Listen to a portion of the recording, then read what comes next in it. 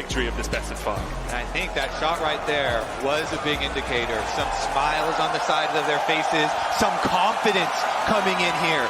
That is the one big question in Worlds Finals. Pressure at the highest that it can possibly be in the entire year, and they are ready to meet that challenge. This is what we all asked for. The crown heavy on the heads of T1, not just with their own expectations, but also the expectations of the LCK, of their families. BLG trying to reignite the LPL after they've had 3 years without a Worlds title. And it's 5 games of glory, I hope, as we get into game 1 here. Elk and On, looking for Gumayushi. Knight coming in from the side as well, will land the abscond, abduct. Gumayushi still holding on to that flash, crash down, locks him up, he flashes the ignite, ticking, and BLG strike first. What a sneaky move there. Knight on the Silas able to slip over and get behind the red buff to come from the other side, take down Guma, take down the Caitlyn that is supposed to have some pushing ability.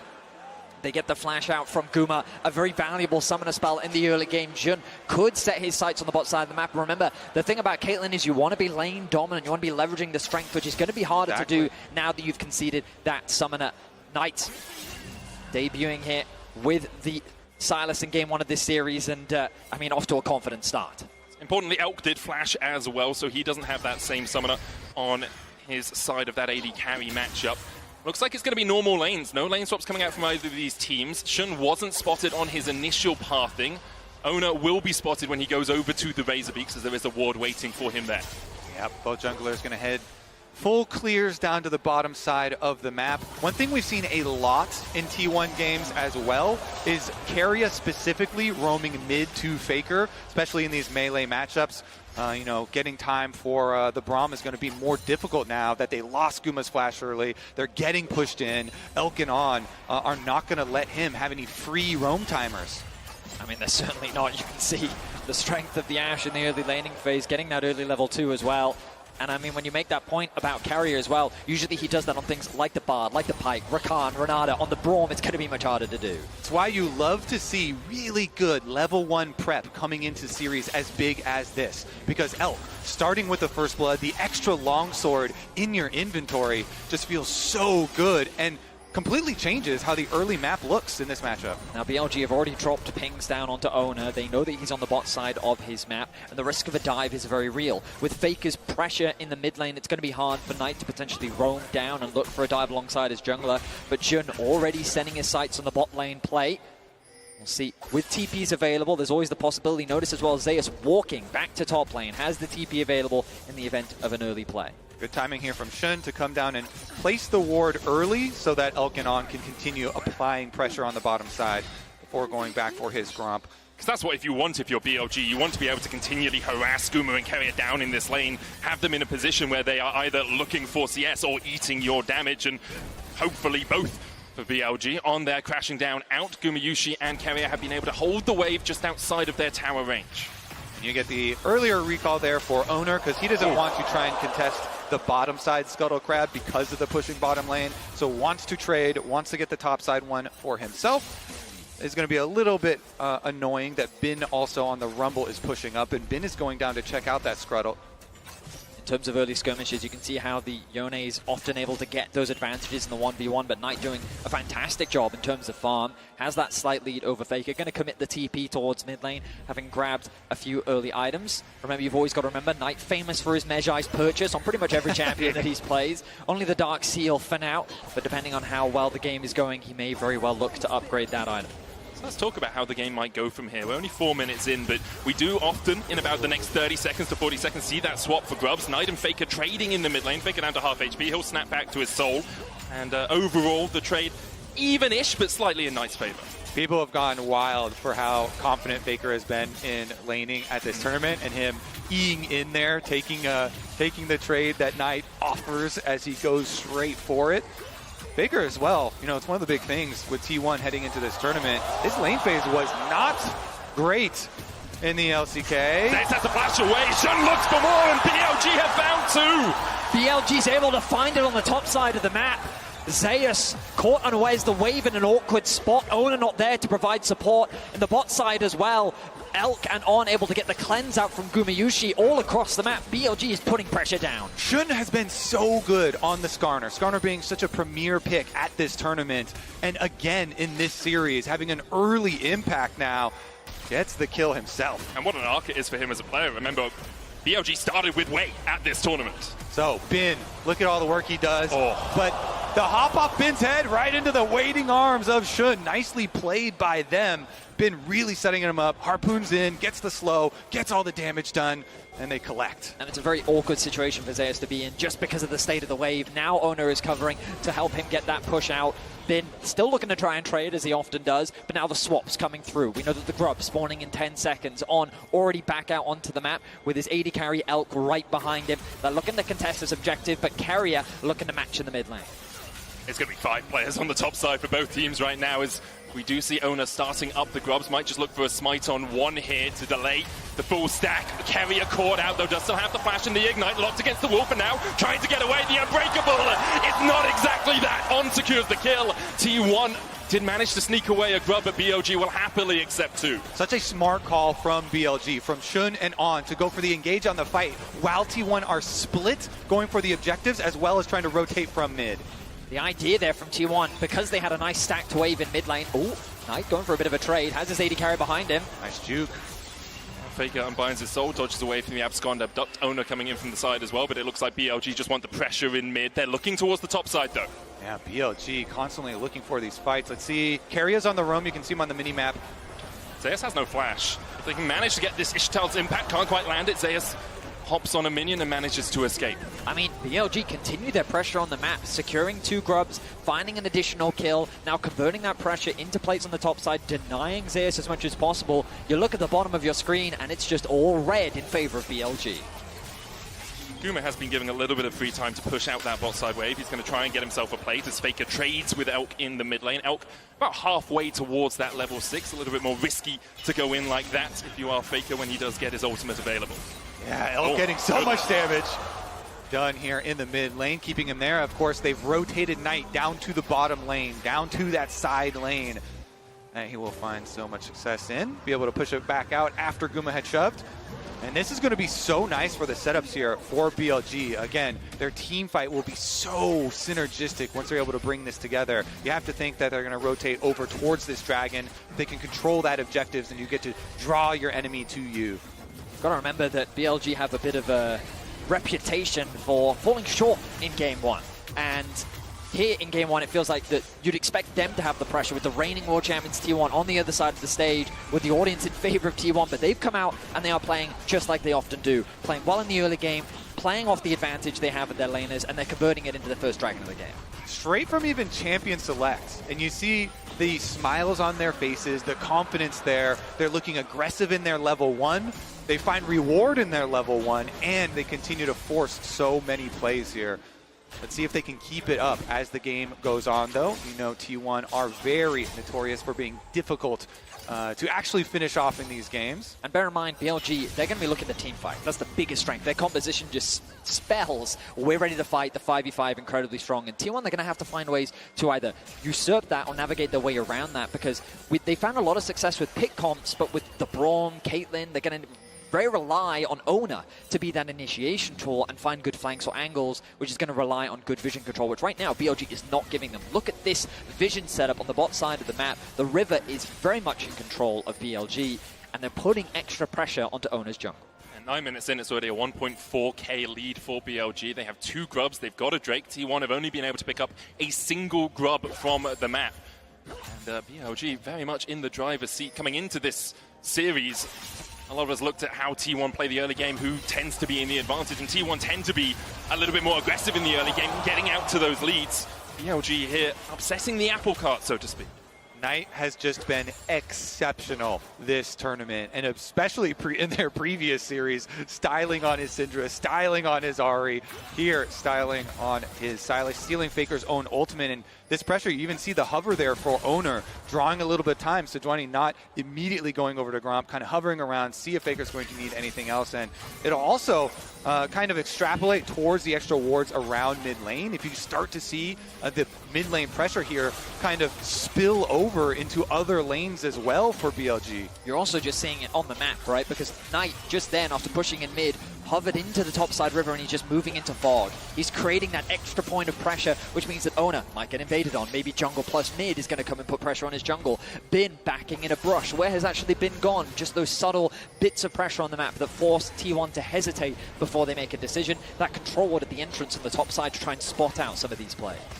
T1 do have the vision around the second spawn of the grubs first. You can see BLG on Elk and Shun all making a beeline towards those grubs. Trying to get 2. Obviously, when you get 4, those mites begin to spawn. All right, so BLG, you can see they've got the early lead on timing on this map.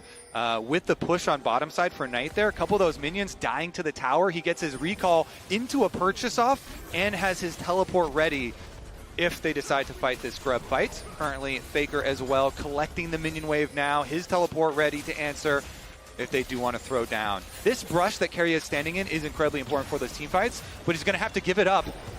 Shun going to try and chase him down, throws a rock into his back. The TP comes in by Knight, who just finished his rocket belt. Caught. And on goes in. Ona's locked up, abscommed out. Dugty flashes the wall, the arrow goes wide, but BLG get everything they want. They force the enemy jungler away, and they can turn their attentions to the grubs. T1 decision right now. Do they just let Faker farm turret play? Oh! It's Guma! It's at the Baron pit! I know it's the grubs right now, but he always manages to steal it. Whether it's a Varus or a Caitlyn, Guma's got the skill shots to get your objectives. Beautifully done by Gumayushi.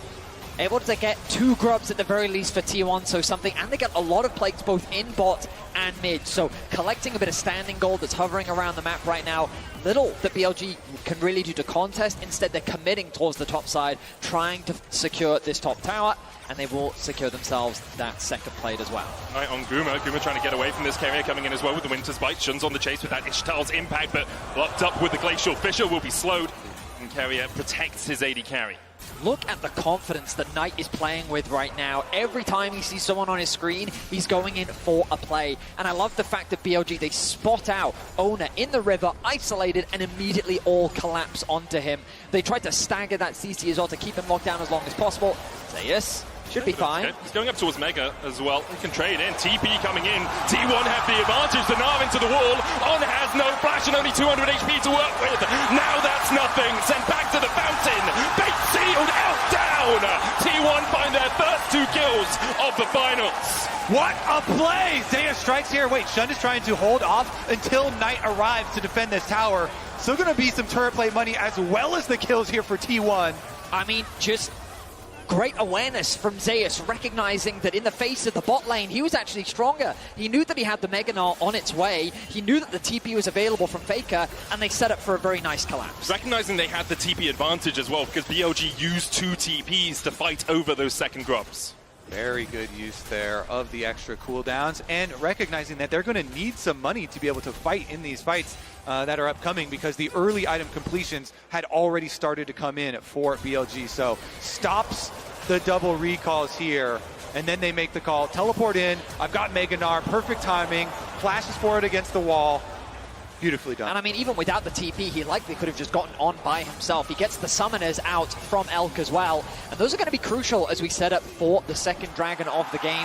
T1 should feel a lot more confident about being ready to fight for that objective. As you're seeing on the mini-map, though, extra gold going back there at the side of BLG, as Knight is able to push in and get another turret plate for himself. So remaining slightly ahead there in his matchup. About 1,000 gold between the 2 teams right now. Only a 200 gold lead for Knight. Gumayushi, the only spotted blue in that sky at the bottom. It's only 20 gold ahead, now 2.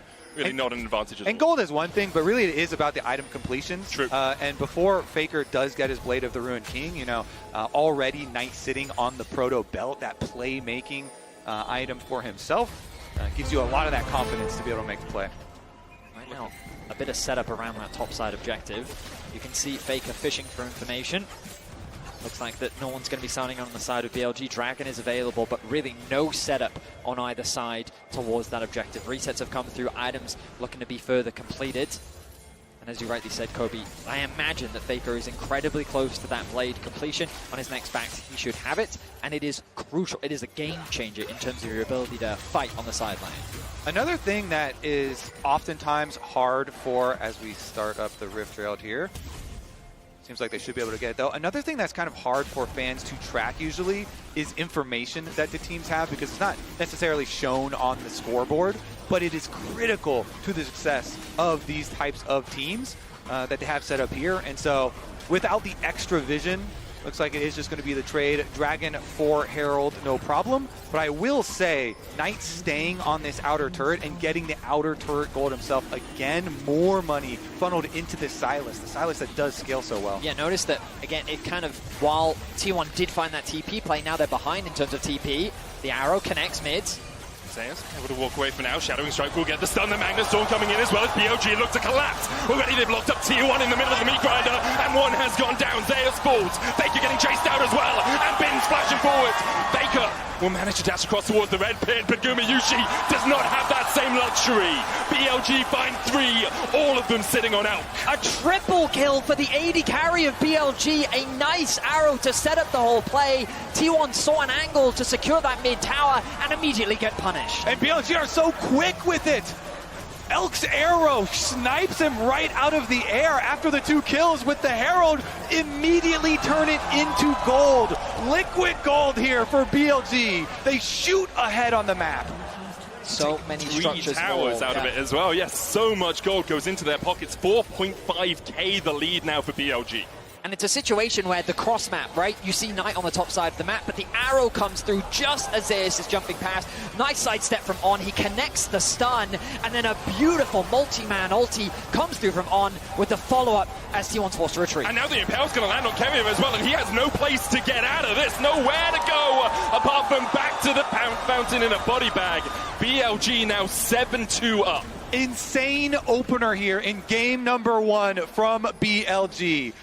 The undisputed best team in the LPL coming out firing on all cylinders. They are not giving T1 a moment to regroup at all. Faker now even under attack. He's slowed in the pit. The TP is coming behind here as they look to try and turn this play around. Bin trying to get the damage down onto Faker here. Hit him with the harpoons. Faker dodges away with the Q3 and manages to live through the Leandries. T1 finds some semblance of hope in the bottom side, but BLG are not stopping their advance on top.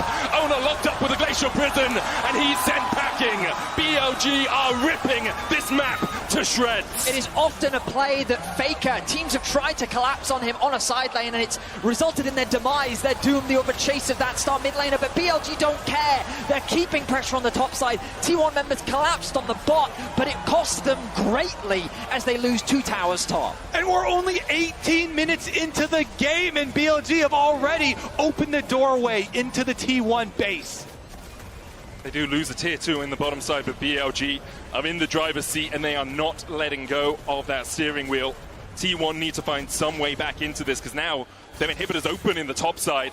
They do have these Hex Gates to work with. 2 minutes on the next Drake. Baron up in a minute 50. We've seen T1 sneak them in the past to get back into games. And we said it in the draft, when we saw this BLG composition, it really is a comfort pick and play style for BLG. You look at the champions, and while you wouldn't typically in the past associate Bin with his Rumble, it has become a staple part of his champion pool. And here in the 1v1, he realizes, I think I can get this solo kill onto Faker. He has no way of getting out of this situation, so they're forced to TP to collapse. Gumayushi comes down, Zeus comes down, but on the other side of the map is BLG. Exactly. You could see the counterattack from BLG on the minimap. They immediately beeline straight for that tower. Oh, we didn't see that! Cross-map arrow actually hit! That's insane! Elk the sniper again! We weren't looking at the arrow! That was our job! Oh my god, beautiful arrow, and then the collapse comes through from BLG. That is just beautiful. Even though Bin went down, they saw the last bit of vision of Faker, of the recall spot. He used the hawk shot to spot it out. Oh. The hawk shot comes in, then the arrow. That is sublime from Elk. He's 5-1 now. And it's just such a dominant performance from BLG. T1 trying to get anything they can on the other side of the map. But look at that explosion in terms of gold advantage for BLG past the 15-minute mark. And I mean, it all stems from that level 1 play. The fact that they got that flash out on the bot side of the map. Elk and On had consistent pressure on the bot side. Knight was able to trade very effectively and hold his lane in the 1v1. Even later on in the lane, out trading Faker. And on the top side, that's where Shun was putting the pressure. That's where he was able to find that early gank. And it's just been skirmish after advantage, after pick, where BLG have just been slowly but surely dominating the map. T1 trying to set up something sneaky on the top side. BLG aware that T1 do like to do this. Carrier is just going to recall in the alcove. And in the end, it's much ado about nothing. The Drake up in 20 seconds time. BLG pinging it. They know they can keep the stacking going. Obviously want to end the game before they get to Soul, but if you can make the Soul a possibility, it puts more pressure on T1. Yeah, BLG, they're so far ahead, they don't need to give anything over to T1, so all you have to do is keep one little bit of vision on the Baron, then go collect the Dragon, make sure that T1 aren't able to get any sort of trade on the map, because they don't have the ability to fight you, so deny them everything. Not aware of the recall in the brush. Knight's going to catch this bot wave, and this is going to be an uncontested Dragon. BLG with a strong start to game one, and while this game definitely isn't over, BLG have all the tools to secure the first game of this series. And coming into this series, we need to remind you again, BLG at MSI this year, they beat T1 twice in best of fives, and last year at MSI. They definitely have shown that they have what it takes, and they are definitely showing that in game number one. I mean, you could even go back to 2022 when Bin beat him on RNG in the MSI finals as well. I mean, T1, the World Championship has definitely been their tournament, but when it comes to MSI, that is where the LPL have been able to find those advantages. Now, though, here at the World's first game, BLG 4K gold up, 2 Dragons to their name. Baron is now an option, and this becomes a big point of contention. It's an opportunity for T1 to turn the game around. They have had some spectacular Baron plays so far at this World Championship, whether it be sneaking them, whether it be finding incredible team fights around this objective. It is a point in the game that BLG will have to be cautious and respect T1. You can see T1 just trying to get towards those second, third items, lock it on Owner. But the Blade of the Ruin King yet to see second item for Faker. It really comes online when you get up towards 2-3. The Yone is so powerful in teamfights, so powerful in side lanes right now, but he can't even step past where his Krugs would be because he doesn't know if BLG are on that bottom side of the map. So he has to accept the pressure much deeper on towards his side of the map. Look at that, Knight even hovering in the brush, waiting until he collects all the information. The rest of BLG here, just keeping tabs on the Baron as we wait for Elk to arrive on the map. He hex skates out with his 3-item power spike already completed. His Lord Doms, because they're so far ahead. Elk, a player that when he came onto the scene was called Jomong, widely regarded as a good player who would be way too aggressive a lot of the time, would overstep in plays. People said he has got Jomong fever because he would just throw games from time to time. We haven't seen that in years. He has been so consistent for BLG. And now with 5 kills to his name, you have to expect that BLG will protect him in these upcoming team fights and just allow him to rip through T1. So far, his arrows have been great as well. Sniping Zeus in the hop in mid lane. Of course, the kill onto Faker as well. And it looks like, again, you don't have to give T1 anything. BLG are so far ahead, and they have so many pick tools, not to mention just the arrow, but also Shun and Ond, and they're going to look for it. Shun going in with the Ishtal's impact, can't quite land onto Owner. Does have that passive as well to avoid that slow. Yeah, they're just going to chase them out of that jungle. Make sure that the entire pathway leading to Baron. Get the cleanse out from Gumayushi. You'll notice as well, Elk quite happy to solo push on this mid wave at times just because he knows the only real threat is if Ona and Zeus are collectively diving on top of him, because if the Sejuani ult comes out, he has the cleanse. And that's really the only initiation tool unless Faker is able to find that angle. That's Ward offering a lot of value for T1. They'll see that it's going to be started off. The pings are coming through, but can they really get access into the pit? Well, they're definitely going to try. Betty Carrier is the one to face check that mid lane bush. Shun still tanking up the Baron. It's at 9,000. Knight with the flank position. Glacial Prison hits! And Guma is down! BLG used the Baron as a bait and immediately kill off the enemy AD carry. Knight with an extraordinary Sejuani ultimate connecting to the AD carry. Guma does not flash away, and this leaves the Baron wide open for BLG. The beautiful positioning from him on Sylas too, coming from the mid lane. T1, they don't expect it. Now without Guma, they try and fight them. So almost spotted as he walked towards that razor big pit. The Baron down to 2,000. Knight on the front line. Owner trying to get in. Base Shield goes in as well with the Magnet Storms already locked up 2 members of T1. The Impale grabs 3 and they're burned to a crisp in the river. The ammo has to be flashed away by Zeus, but BLG are taking everything and giving T1 nothing. It's complete annihilation! BLG are going to try and chase him down as well! Zeus able to jump across the wall just before he got hit with the Shadowing Strike, but now with the Baron buff on them, BLG can advance down mid, the TP in from Knight as they look to close this one out. I mean, they're knocking down the inhibitor towers, the Baron buff BLG. The respawn time is still about 10 seconds. They're going to respect it, they're going to back away, but the damage has been done to the base of T1, and I mean, the kills are going to Elk, but the plays from Knight are phenomenal. Keep track of this angle. He's staying in the fog of war. He's trying to circumvent what Gumayusi can see. He finds the good angle. He connects the ultimate onto the AD carry, and he finds that execution. And later in the Baron, he also body blocks Ona. Look at the positioning of Knight here. Gets in the way of the engage, makes sure that Ona cannot get into the pit. He sidesteps Faker's ultimate, and Knight is just... he's spectacular. Faker's trying to get away from Knight, but the Knight wants the throne! And Faker's been pushed off it! BLG are on fine form today, and T1 just can't keep up.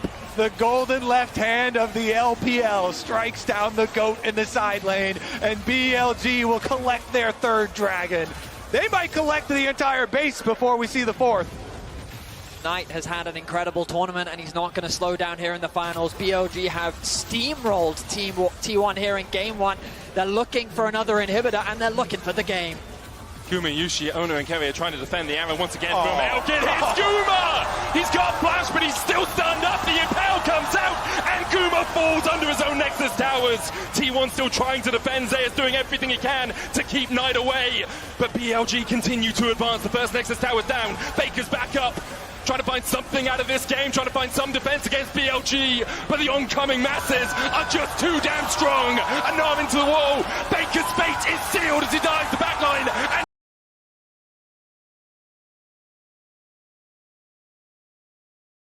summer in the LPL, and here in finals, up one game already on T1. For BLG as well, it was a team that was, when it was originally built, wasn't expected to have this sort of success.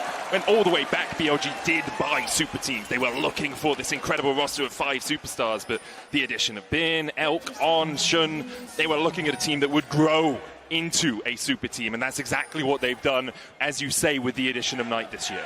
Bro, they have onto the biggest stage with the entire world watching. They get the double knock-up already. Kerry is down to half HP. He's going to have to flash. Gumayusi cleanses away from Knight. The chase continues. BLG flashing forward. The heal coming out. Gumayusi now slowed by the Ash. And you can't escape the quiver of Elk. First blood again to BLG.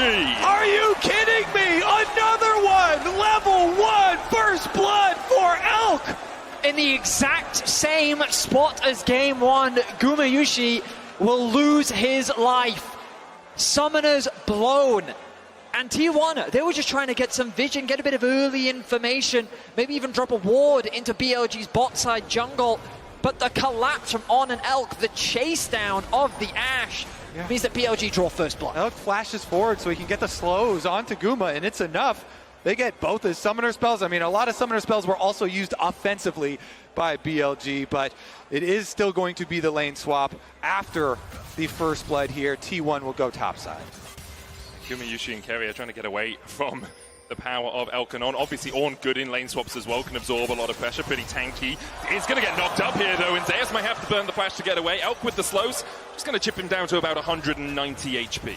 Yeah, Zeus couldn't get the timing there. He's trying to get in range for experience on those minions. Takes a lot of damage for it, and now we have Bin going mid to soak experience and do a lot of damage. Baker taunted up, the Electro Harpoons go into him, but he's able to hold on to the flash for now. Will catch this wave as it crashes towards his tower. Bin making a beeline towards the bot lane. I mean, I really think they need to set up for a dive onto Zeus. He actually hasn't gone back to base. He's at about 50% HP. You'll notice Shun still on the top side of the map, pathing towards his bot side. Typically, you'd see this split map situation, but both junglers have had access to their side of the map. And actually, because Carrier cancels his recall there, they might make the call to go for the extra pressure on Bin, who teleported in, but it doesn't look like it. Level 2, he acquires it. Meanwhile, Zeus? He's level 1. He's about 1 minion away from level 2, so 2 tower shots should be enough to tick him over. On here, level 2 of his own. Shun coming in as well to bolster this attack. Zeus underneath the tower. Able to flash away, gets the double knock-up, and look at On, he's about to be turned off! On goes down, Shun almost falls to, escapes that final tower attack. Ends up being a 1-for-1 trade, but I think BLG's happy with this. Look at all the farm that's being lost. Zeus needs to TP back in quickly to soak up as much XP as he can. The good news is the threat of a redive isn't possible for BLG. Meanwhile, on the opposite side, Bin had a smart ward earlier over that wall to see when Owner would come to pressure him off that wave, and Bin stuck around to soak up the 2.5. His level now on the Rumble before getting chased out. Carrier, looking for On here, Gumayushi here as well. On just trying to shepherd Bin in towards the tower. You can actually see Knight using the TP here. Guma, still no flash, no cleanse. The Grand Entrance going to get a knock-up. Knight flashes across the wall. Shielded Duran for the double sword, and now the Flame Spitter is doing a lot of work. Guma's going to be brought back with a bailout, but can he survive? Down to 100 HP, Knight! The battle dance for On keeps him alive. Owner still chasing, and he rips through Knight. Now Faker joins the party. A handshake from Carrier is one Bin did not want to take. Bin goes down as well, and T1 have 3 on the board. T1 answer back so well on the top side of the map. Knight tries to punish the flash, the spot lane of T1, but they just don't quite have the damage to take down Gumayushi, and that allows T1 to find the turnaround. Yeah, look at this. Initially, Carrier peels Bin even further back. That handshake will be important because the flash over from Knight, they got the double taunt into the almost combo there onto Guma, but then they have to back off because, like you say, Carrier put the bailout on him, and then Owner goes up with a passive auto from Nocturne, gets the kill, and the chase down. Guma as well in that skirmish recognizes On, tries to get that last auto attack, and takes a quick sidestep backwards to avoid that last auto. Beautifully played by him, and T1 find themselves with the kill lead here in game 2. This is what we wanted to see. Not going down without a fight. Gumayushi not able to secure any of those early kills, but Faker and Owner in a prime position to carry. But it's also why we talked so heavily about this Renata as a possibility for Carrier. You can see not only the handshake, but also the bailout doing so much work when you have the map split like this. Alongside that, the hostile takeover just stops any team from really being able to dive you as the game goes on. Carrier is absolutely sublime on this pit. Now, we've got 35 seconds until the grub spawn. You'll notice that Elk has chosen to reset, making his way back out towards mid, where On is already there. There is an experience advantage in favor of the T1 support, but Elk already ticking over to level 5 as Knight has actually moved down towards bot lane. No TP available for Knight or Zeus means they can't really get involved. And I wonder how impactful that's going to be, because do you really want to try and fight a Xin Zhao this early on over the grubs? But T1 do have a lot of pressure on the top side of the map. Yeah, you can see Knight moving up the river now already on the Galio, transitioning over to the objective. Shun has the brush. No W will hit there onto Carrier, though, for the poke. Very close level 6 for both Knight and Faker. Those are going to be crucial levels for the upcoming fight. Tick now for Knight and Elk as well. Yep, soaks it in mid lane here. This could be dangerous for T1. BLG going to start up the grubs. Shun on them. On still only level 3. Has the flash, has the heal. They'll get one with the smite. Handshake pulls On back, but he can dance out with that W, and he'll manage to get to the relative safety of this top lane tri-bush. T1 will find 2 grubs for their own as they force BLG away. Yeah, Zeus also able to walk up. He just barely got his level 6 on that Ornn, so big Ornn ultimate coming through. BLG don't want any part of that. It's going to be one of the kind of hangover effects of the lane swap, is that Bin is going to be down in experience here in the 1v1 matchup, but they see them. Almost out of vision, but they do get spotted. You can see On trying to dance in there. Elk immediately using the cleanse because he knows T1 can continue to advance. Carrier holding the handshake there to get rid of that summoner from BLG. Knight hovering around the top side jungle, ready to leap in at a moment's notice. No TP available for Bin. Bear in mind, he's still only level 4. He's being denied a lot of experience. With Zeus having the ultimate available, the threat of a dive is a real possibility. Faker keeping his pressure up in mid lane, about to tick over to level 7. T1 will be able to get the first plate of this push. They're second in the top lane. Bin is catching the wave in mid, not yet level 6. Yeah, I think it's a good defense there from BLG. They make the call, they sacrifice bottom lane, it's okay. Bin rotate over towards mid, catch that wave, so he can safely get some experience while the rest of BLG trying to defend on the top tower. The big wave on bottom side is going to crash on bot soon, though. Bin has to go. Yeah, Bin has to go, but that leaves room for Faker to roam up top. Now they can guarantee numbers advantage, and they can set the sights on the tower. Bin shows now. Do T1 pull the trigger? Do they go for the fight? Zeus was trying to hold the wave. They couldn't quite do it because BLG had enough numbers to force him away. The equalizer that Faker stole away does a little bit of chip damage, but not much else. Unlocked up for the moment as Faker looks for that abscond. That dot can't quite land the chains. Keria and Gumayushi pushing through the wave now. Paranoia coming out. Call of the Forge God is stopped. Zeus dashing forward. The shield of Durant for the taunt blocked by Ona. The knocker coming out as well as BLG trying desperately to defend the hero's entrance. Cancelled as T1 by 2. Shun forced underneath his turret as well as BLG are walking away wounded. Such a good play for T1. There were a few seconds left on Bin's teleport. He could not join. They forced the dive on, looking for any recallers. I mean, T1 is sticking around. The TP will come through. Shun already down. Bin walks into a scarred battlefield. He'll still take out Gumayushi.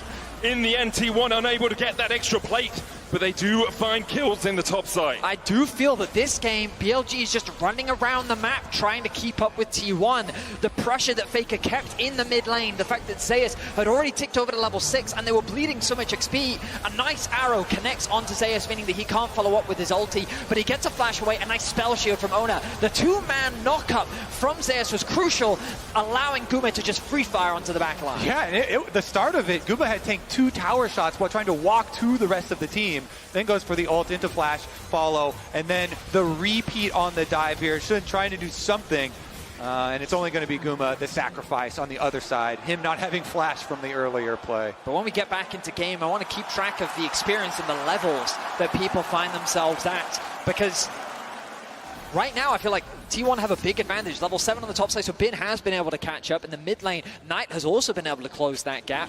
Elk, though, with actually a full level lead over Gumayushi, while Keria has now ticked over to level 6. So BLG have done a good job of being able to close that experience gap.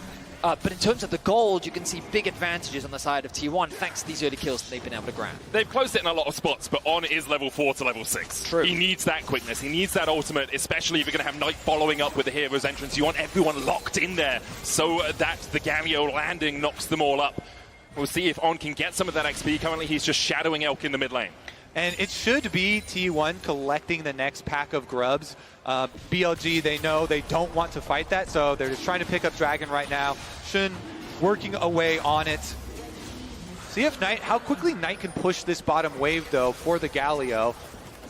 His teleport is ready. Ultimate will come up soon.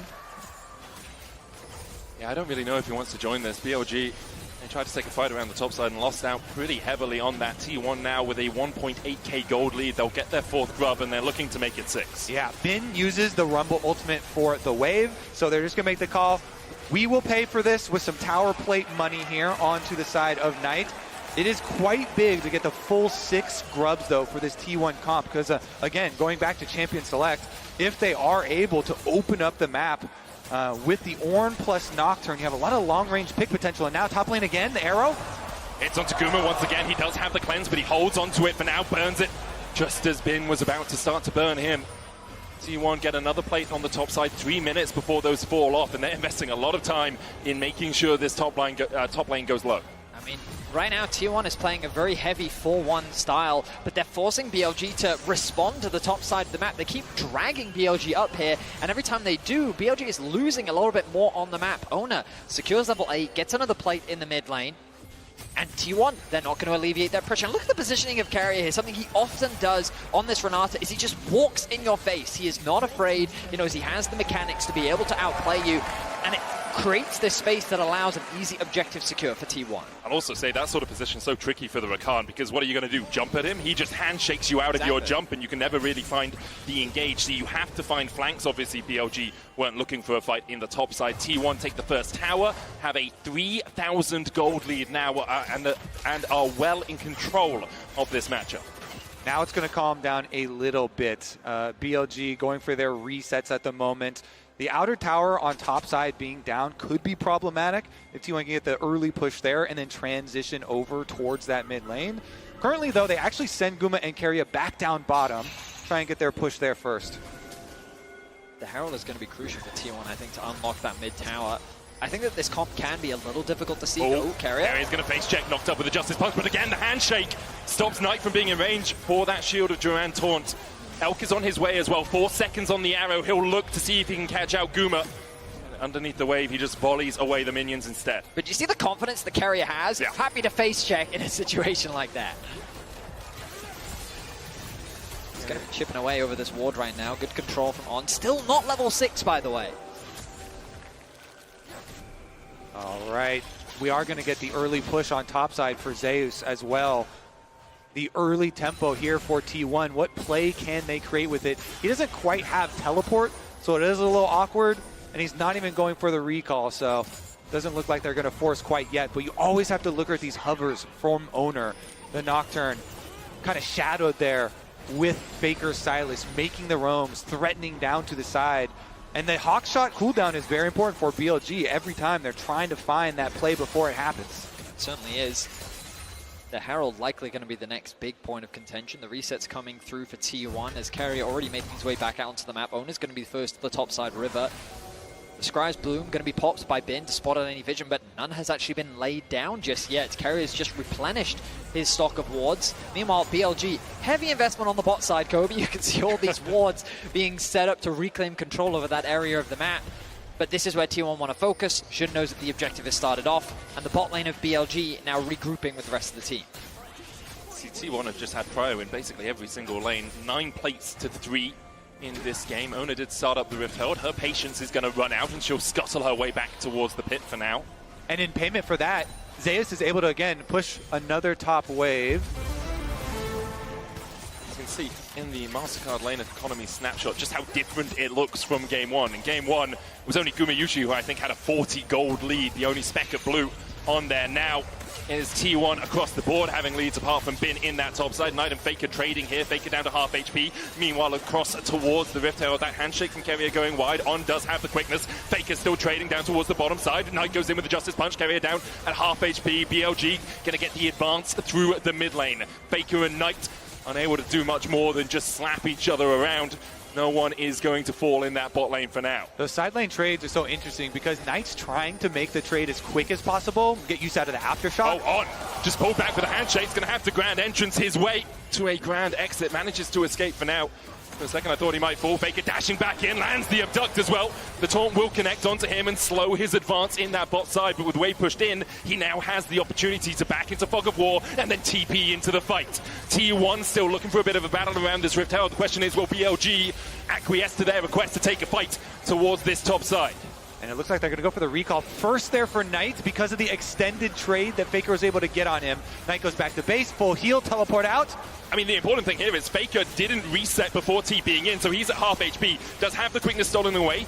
The Scuttle Crab will go across. On goes in with the quickness. Knockback with the Crescent Guard as well. Call of the Forge Dot coming down. As the tower comes in, the hostile takeover just possesses BLG. It's 2 already. The hero's entrance. A swift exit back to the fountain for Knight as T1 clean up the fight. It's just a bloody brilliant re-engage, isn't it, from T1? Just as BLG find that nice knock-up, Jun goes in, actually knocks Faker over the wall, but then the Wombo combo comes back in, and T1 find the fight that they've been looking for. Oh, that was so juicy with the Ornn and Renata there. Locked them up. T1 will claim that Rift Herald in the aftermath as well, but look at the initiation. So On is originally going on to Carrier and Faker, locking them up, but Zeus gets an Ornn ultimate into the double knockup, into the Renata ultimate over it. Faker coming back over the wall from the blue buff, and T1 are able to chase them out. Yeah, the chain CC there. I mean, Gumayushi also threw care of the knockup as well. It was knockup into ulti into just a great Wombo combo.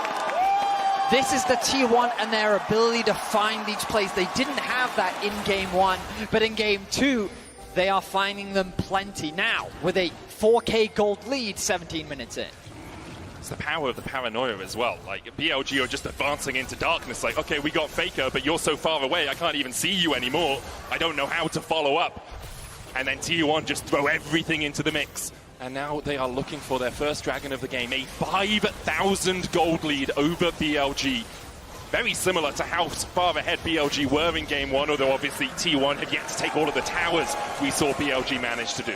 Becomes pretty problematic for BLG on those sides, and so T1, they're just going to force down the dragon, immediately rotate everybody over to this outer tower. Wait, lying in the fog of war. If anyone from BLG steps up, have to be a little bit careful there. So sacrifice the tower initially. And then, as you said, they have the Rift Herald still in pocket that they can then use for the mid tower. Yeah, I mean, they're going to deep push out this bot wave to kind of keep Knight on the map a little bit longer. The resets can now come through. They can reset back out into mid. It's an easy setup and an easy siege thanks to the Ornn ultimate that can be used to zone them away from the tower. Faker going to catch that mid top wave. Going to look to reset as well. And look, here comes the resets through into mid. In fact, they don't even bother basing. They actually just make a beeline towards that lane. And now they set their sights on the mid tier 1. Yeah, BLG have to be so careful when they're collecting these waves. Look at Knight and Bin collecting their waves pretty far back at towers. Arrow from downtown. Elk gets a taste of his own medicine, but he should be able to survive this, especially with Jun coming in from the side. We'll take a spear to the back for his time in the mid lane, but T1 just used the fact they've stunned out Elk to take down that mid tier 1. And look, Knight can't actually afford to push out that bot wave, even though he knows that the play is happening in mid. If he overextends, the thing that Kobe's been talking so much about is the threat of the side lane play. And now on the top side of the map, Faker looking for a bit of a scrap. Realizing he doesn't really have the manpower here to back him up, the arrow going wide. But he's crucially drawing members to the top side, and now the bot lane play becomes an option for BLG. They have the push in mid, they have another wave that they can catch on bot, and then they can start putting pressure on the tier 2 tower, and if Knight overstays, there's the threat of a dive. Both these teams so good when getting ahead, and we're seeing it here from the opposite side. T1 in game number 2 with 6 grubs, remember how quickly they can take these towers. They're just going to siege up at this turret, try and spawn those grubs, and they rotate Faker down after pushing topside. Again, you see Bin having to collect those minion waves at the tower, and it's always the first move there for T1. Again, the power of Nocturne here lurking in the jungle means that BLG constantly have to defend at towers. That's the thing you've got to be careful of. Ooh, he's going to ride that one into the tower, and they're going for the dive. Unfortunately coming out as well. Elk locked up towards the top side. The Rift Herald did charge in. Half the tower has been a loss, but BLG able to hold on to the rest of it for now. So that's an example of what we're talking about with the Ornn ultimate, just using it as a zoning tool. I got a bit ahead of myself, expecting there to be a full-on dive. Tier 1 going to show a lot more respect than that.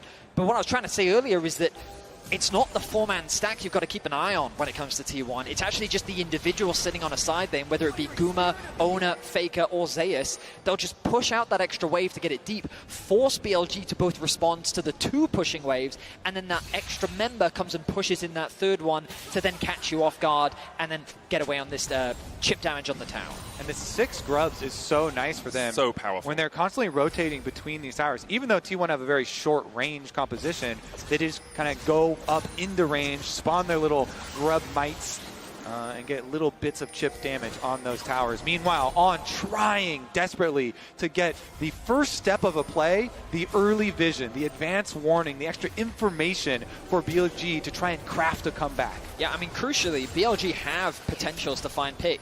Ash Arrow is famous for catching you off guard, and that's ultimately what they're looking for, and why that highlight was so good, Kobe, because On's vision is going to be crucial to allow them to find those picks. T1 agree with both of you. 5 sweepers. 5 sweepers and a paranoia. They're putting as much darkness on this map as they can for BLG. They realize the only way BLG really get back into this game is by finding a few of those picks, a few of those team fights where they have a numbers advantage, and by stopping them having vision anywhere, they're stopping them having that advantage. It is something that T1 have shown so much success at this tournament. Just denying your opponents a vision and then making picks, making these plays, being very quick in their active thinking here. And so step number 1 accomplished. Step number 2 now, try and draw out BLG into the dangerous open area of the map. Dragon will arrive shortly, of which they can try and utilize that. But once again, you see T1 first on the side waves, pushing those ones in, and they have their double teleports ready, plus Nocturne ultimate. Again, the side waves are so annoying for BLG now. It's constantly catching and catching and catching, and it's T1 that always get that push out onto mid. Holding this mid tier 1 is so valuable as well. Dragon, 20 seconds. Of course, the threat of a soul not quite there yet for either side. T1 set their sights on the enemy camps, and they're looking to suffocate BLG out from more. All right, BLG. Oh, the flank. Zeus has got behind them here, brings the call of the Forge God. Paranoia! Everyone's out to get you, Elk! He falls Falls first, still has both his summoners. On's going to dash away. The chase comes in by Faker, steals away the quickness. A hero's entrance from Knight just to defend. His support, T1 though, find one, and they'll turn their eyes towards the Drake. Ornn and Nocturne, it is just too dangerous to step out onto the map, out in front of any of your towers. And as soon as they do, T1 close the trap shut. They get their extra kill. Elk doesn't even use a summoner spell, and I understand why. Like, what's the point? He's like, yeah, you got me. And he'd rather save it for the upcoming fight. He knows that there's still ways for them to come back into the game. Knight, I think, is a little too tanky to fall to this little skirmish in the mid lane. But it all comes back to what you gentlemen were talking about earlier, the denial of vision, creating this fog of war that is ever present on the side of BLG. BLG at this point just kind of have to cobble together as much gold as they can off the map and try and create at least some more 2-item power spikes here, hopefully for Knight to get his second, and then try and rely on some magnificent team fighting. It's going to be so difficult versus T1 though. Again, Faker here, hide on bush. Just going to chip away at Knight.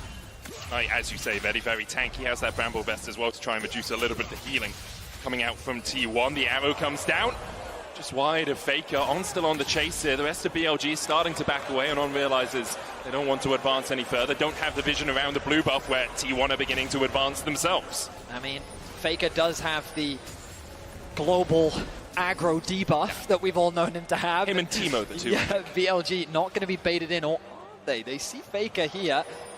Been trading with Zeus. Quickness coming out as they look to be engaged. They find Faker. Somehow the flash paranoia comes out. The Crescent Guard will keep Faker alive for the moment. And Carrier has a flank position of its own.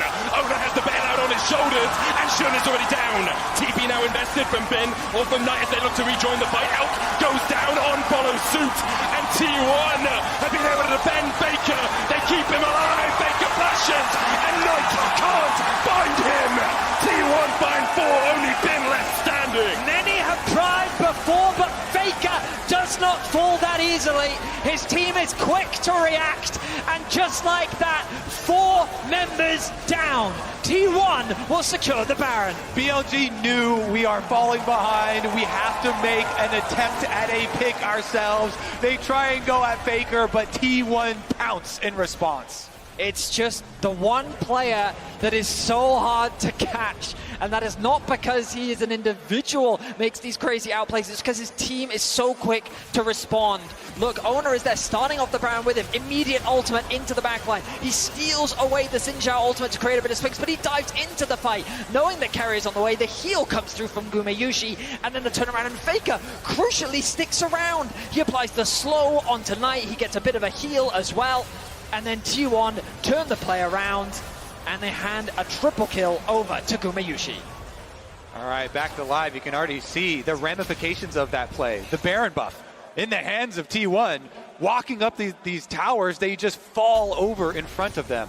This series here, very likely to get evened up. The response in game number 2 for T1, taking back the Silas.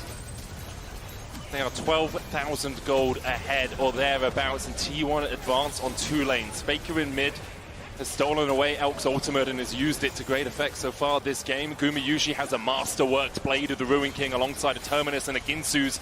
Look at Elk still about half an item behind. T1 continue to pile the pressure on. On looks for Owner, can't find him. BLG just trying to find some semblance of an engage, trying to find some way to break through the armor of T1 right now, and perhaps it's Faker that they want, but he dives back in onto Shun.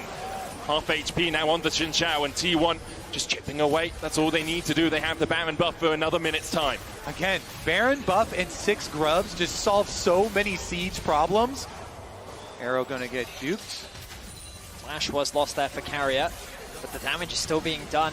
BLG's picked. There they go. Quickness, paranoia coming out. The quickness goes in. Gumeyushi locked up here. Zentra's going in as well as Knight looks for the backline. But already he needs to look at his own team because they are being ripped to shreds by T1. It was a valiant effort, but BLG find nothing.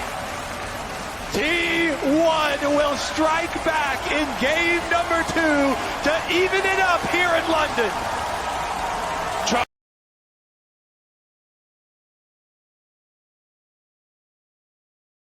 Ultimate is just such a nice layer on top of Kindred ultimates here, so tons of synergy. and tons of faith here, BLG showing in their jungler.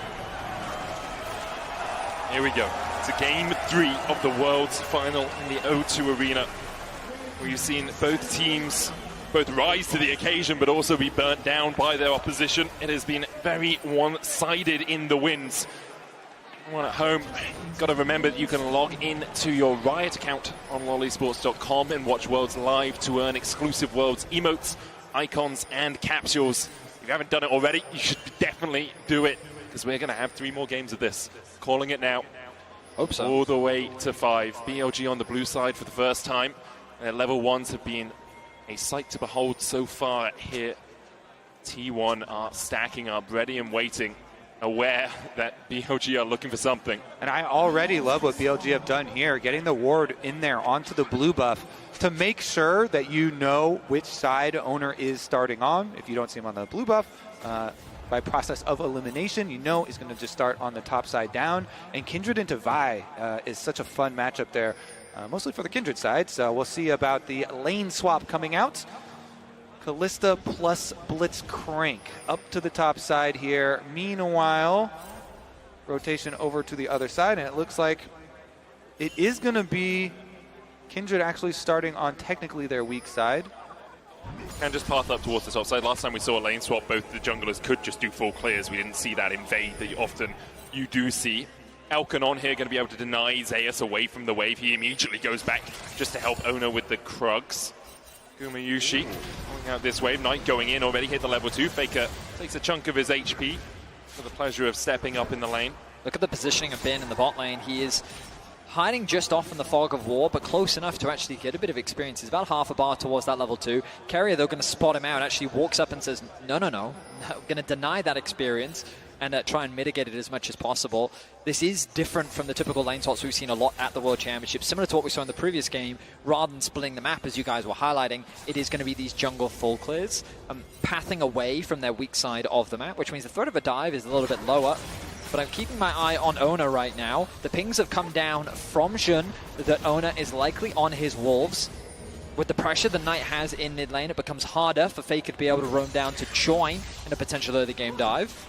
BLG also pushed their wave quickly here, while T1 actually just the last hitting, just the slowly building, pushing wave. And so this one crashing a bit later into Bin.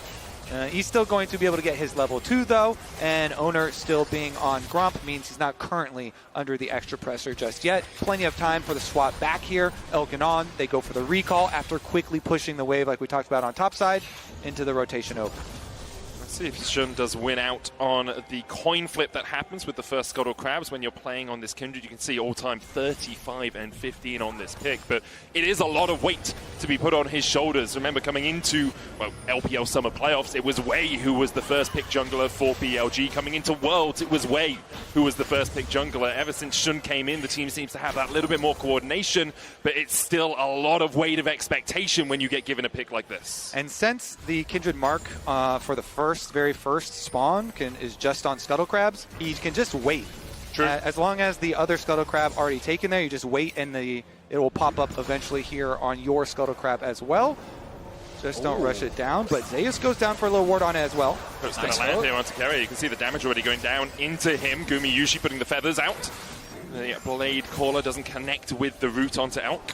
Now we're going to see an interesting skirmish around that Scuttle, I expect, because a ward was placed by Zeus to spot it out. You can see Ona making his way towards it. Faker has to base, though, has no mana. Going to be forced to TP back into lane. Knight has the push. And here we go. The mark is there. Can he burst it down here? He has Smite. Yoink. He does. Ona manages to stop it from happening. But Xun is looking for more. He flashes forward. Knight on the flank as well. Ona's going to flash away. Counter-strike out from Zeus. Not quite able to connect. And the shooter Durand with the stun. His first blood again. The third time in 3 games for BLG. A nice punish from BLG. Xun saying, I'm not going to let you get away with that. And he's able to secure the first Raptors respawn. And I love this trick for Kindred players because, yeah, you're like, oh no, you technically stole away my first mark. Guess what? You were marked. And we got the kill on you. So he still got his mark. Beautiful start for Xun. First blood, 3rd game in a row now for BLG. This time Gumayushi will avoid that advantage for BLG. But a small gold lead now I guess you could say, unfortunately, it doesn't go onto the Kindred, but Bin, I think, putting that kill onto him, definitely a good place to get that gold. I just love to see that too, because you know, everybody in solo queue, when you're playing against Kindred, you always focus so much on denying them their marks and stealing them their marks. But in this scenario, you actually give over even more than if you had just let him grab the scuttle. Mid lane prio, that's what it really comes back to. Knight there on the Galio, enabling his jungler again. I will say, BLG burnt 3 flashes to do that. Owner only burnt 1, obviously to give across first blood, but there are some windows now where perhaps T1 can punish the fact that this Rumble in the top lane doesn't have a flash anymore, and you have a Jax with a flash and a Vi who can come in for the follow-up. Well, it's funny that you mentioned that, Medic, because the bot lane of T1 have moved to the top side, knowing that the Grub's spawning right now. The bot lane of BLG is also on their way. The wave is being pushed in mid, and BLG want to punish Faker. Faker has flash, but the flash in from on into the pullback. Faker's down. On secures the kill. We get to see some Blitzcrank value there. Goes in, immediately makes the play while Owner actually yoinked away one of the Grubs. That's all you really need out of the first pack to at least put the threat of 4 on the second pack. I mean, the good news from Faker's perspective is the kill went down to On. Bit of a mistiming on the Rend execution from Elk, meaning that he didn't quite have the damage to get the kill, so the Ignite ended up finishing it off. And Faker also didn't burn any summoners in that trade. He's now going to path up towards top, catch that wave as the bot lane of T1 transitions over to mid lane to match that of Elk and On. 2 marks here for Shun. Again, the 4th mark is where you get your nice range increase and you're fully operational. That's your big goal. And the Kindred here off to a very good start in this Kindred-centric comp. But there it is again. I love the flash rocket punch because it really negates the ability for Faker to flash away. If you flash outside of the auto range, it's still going to connect. You still get knocked up, and then the grab comes out afterwards anyway. Yeah, there was very little that Faker could do. He burned everything to just try and push the wave out. And so I guess the good news as well is that BLG didn't have a wave to actually push the mid tower. So they were able to get a single grub, which is definitely still an advantage because it means that on the next grub spawn, you can still look to try and contest, maybe even get 3 grubs for yourself, bringing you up to potentially 4. In any case, we turn our attention towards the Dragon as the next major objective. 80 carries have moved towards the mid lane. You can see that Knight once again finds push on the bot side of the map, and it is going to be BLG to start this objective off. Yeah, should be them finishing it off as well. I think it would be ridiculous for T1 to try and go contest that, so they just teleport up to the top side. Zayas will collect the minion wave there. No reason to throw anything else into this BLG fire that is growing in the early game. So your sights on top lane as well. I thought Carrier was actually looking for a roam up towards top, but good vision coverage from T1 on that side of the map. It would be a situation where Bin is at risk of getting dived, but with the wave situated as it is, he's chosen to back off, going back to base, and knowing that he is prone for a dive. And I wonder if he's going to path back up towards mid, or if he sets his sights back on top lane. It looks like top lane is his plan. And I want to see BLG continue with these aggressive looks. Because they are running the Galio here for Knight, it really enables the aggressive positioning from either Shun or On here, constantly looking for plays on T1 members in rotations, between those lanes swapping over. So let's see if they can actually make use of it. Currently, keeping On and Elk through mid lane here, trying to deny this cannon. And it does go down there. Nicely done. Ultimately, though, it's a very even game state. Even though there is a small goal lead in favor of BLG, a lot of that is sitting in the top lane in favor of Bin, thanks to the early kill that he was able to get. But this is what we wanted to see. Both teams relatively even, setting up nicely for a Dragon. I will say, at around the 10-minute mark in both the previous games, this was about the gold lead as well, Betty. So until we get past 15 minutes... I'm going to be optimistic, Medic. Cool. You want to be optimistic? I can understand that. It is relatively even right now, but often the game starts to explode around that 15-minute mark. It certainly does. First items are going to be crucial. You'll notice that Bin looking to rush his Leandries, get that item completed as quickly as possible, something that we often see on these Rumbles, whereas the early prioritization on the Merc Treads from Zayas makes a lot of sense. Both the Galio and the Rumble, very valuable things to have Merc Treads against, but no major items completed just yet. The Grub spawning in about a minute's time, and Knight continuing to trade with Faker on the bot side of the map. Yeah, both the teams just willing to have this push and pull between the waves, It's about getting towards those first items, getting towards the next neutral objective that's spawning. So although it looks like it's in action, it's just these small microcosms of action happening in each lane to try and find those minute advantages. And now you got to check those reset timers actually just before the second pack of Grubs. A little interruption there. And now Faker cancels his recall on the bomb side, so he's not going for his base preemptively. It goes back to deal with the wave that Knight is pushing up. Bin getting a nice push here. Yeah. Is sitting on just short of 1,000 gold right now. He has the Rumble ultimate as well. He's going to use it to clear the wave. They're looking for a dive. TP coming in, might just be looking for another plate here as well. Knight going in with the taunt. Bin doesn't really have much left. Put the damage down. Shun on his way across them and will have that Lamb's Respite. Zeus already down to 300 HP. Looking for a leap strike away, but Zeus falls. Knight tanks the tower. Meanwhile, the hostile takeover goes just short of Elk as he flashes to safety. BLG able to survive down towards the bottom side. Beautiful reward there for BLG getting their first. Flash hook from On, they look for more. Faker goes back in, but the hero's entrance will bring Knight coming crashing down. Faker down to 300 HP. Bin now has that flank position, and the Leandri's complete. Owner jumps onto him with the Bolt Breaker and is able to keep him away from Faker for the moment. Faker dashes across the wall. Carrier's life will be forfeit to keep Faker alive. Brings out the bailout, but falls immediately after. Faker trying to escape. Knight still on the chase. So beautifully done there from BLG. As you say, they're not done yet. Still seeking Faker. Oh, but he didn't spot him. He doesn't actually know if he interrupted him or not. He's fishing for him. He's hunting. He wonders if Faker's still here. Now he's seen him. Where are you going to go, Faker? Already absconded, already abducted. Elk is on his way to try and accept this kill as a tribute to him. Knight comes in from the side and will make sure that Faker doesn't have the luxury of executing. That's 5 kills now for BLG, 11.5 minutes in. They have just been finding pick after pick, and it was such a well-executed dive on the top side, converted into a nice setup on the grubs, that BLG are once again outplaying T1. And I want to highlight how BLG did it. They took over the jungle first. They're positioning first towards the objective, and then they got the early route through your jungle with the extra wards there, and being able to pull off that dive with the teleport. Nicely done. I have to say, though, fellas, are we in store for a third stop in this game? This is why you don't talk in 10 minutes, Benny. Yeah, 12 minutes in, it is a massive lead now for BLG. 3,000 gold ahead. They're getting those first items complete as well. It's an opportunity first for Elk. Faker has managed to get himself a rocket belt, so he is kind of equivalent with Knight, but Knight has 1,000 gold lead and is starting to build up towards those next items. And what's fascinating is it's a quiet game for Knight, but his impact has been instrumental. Yeah.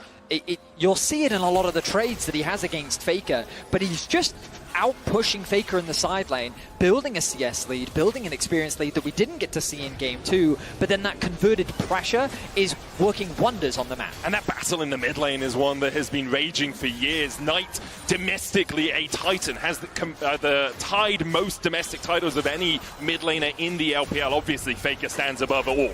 Stands atop the mountain, but Knight has yet to have that international success at Worlds. He's won an MSI with JDG in 2023, but Worlds is yet to become his playground as BLG look for a play on the top side. Equalizer down, Owner able to dodge away with the Vault Breaker, escapes the rocket grab from On. Will they look for more? They still have the Lamb's Respite, remember, from the Kindred. That invulnerability field as Zeus is down to about half HP. He gets the leap strike out and BLG will just force T1 away for now. Yeah, T1 have to leave because Knight is in mid lane threatening that Galio ultimate. This mid laner you're talking about that does so much for his team on the Galio. Their game versus HLE especially, some of these team fights, people were popping off. Elk, oh my god, insane play in these team fights, but that actually created so much space for him. Carrier actually, Renata ultimate. Oh my god, I mean, this is such a crazy thing that's happening right now. T1 committed the teleport to the bot side knowing that that was their only option for a cross map, but Knight again got to bot wave and able to clear things out. T1 quickly adapt though, they convert their pressure into mid, they're able to unlock that tower while BLG actually keep the bot tower alive. Knight doesn't quite interrupt the reset from Faker, and now T1 can convert this into a dragon, but I think BLG is still more than happy with how things have played out. Yeah, they want to keep on snowballing here, get the Rift Tail, keep on taking down these towers, open up more space on the map for you to position so aggressively with these Blitzcrank plays, backed up by the threat of a Galio ultimate. The invades coming from Kindred, so much more fearsome when you have that defense of a Galio ult coming through, or even the long range of Rumble ultimates being able to follow there. So BLG, again, resetting after the Rift Herald as Knight pushes up once again, but they can immediately send that Rift Herald and everybody towards mid lane to try and pressure and knock down the domino line of outer towers. Managing to open up that mid lane tier 1 as well just gives you so much more flexibility on the map. You can step into the jungle, you can start to steal away these camps. It's what we've seen both teams do so well from an advantageous position throughout this series. BLG 4,500 gold ahead, and they are forcing T1 out of their jungle. T1, thankfully for them, managed to pick up these camps before BLG were able to make their advance, but BLG will use that pressure to push through bot. They still have the Rift Herald in pocket as well if they want to look for a tier 2 down here, or if they do want to open up mid. I mean, just look at the pressure that BLG is exerting right now on the minimap. It feels like that everything is collapsing for T1. They're trying their best to cross map, but that top tower is barely dented. Zeus should be able to get it, but they're going to lose so much in exchange. The bot tier 2 is going to be secured.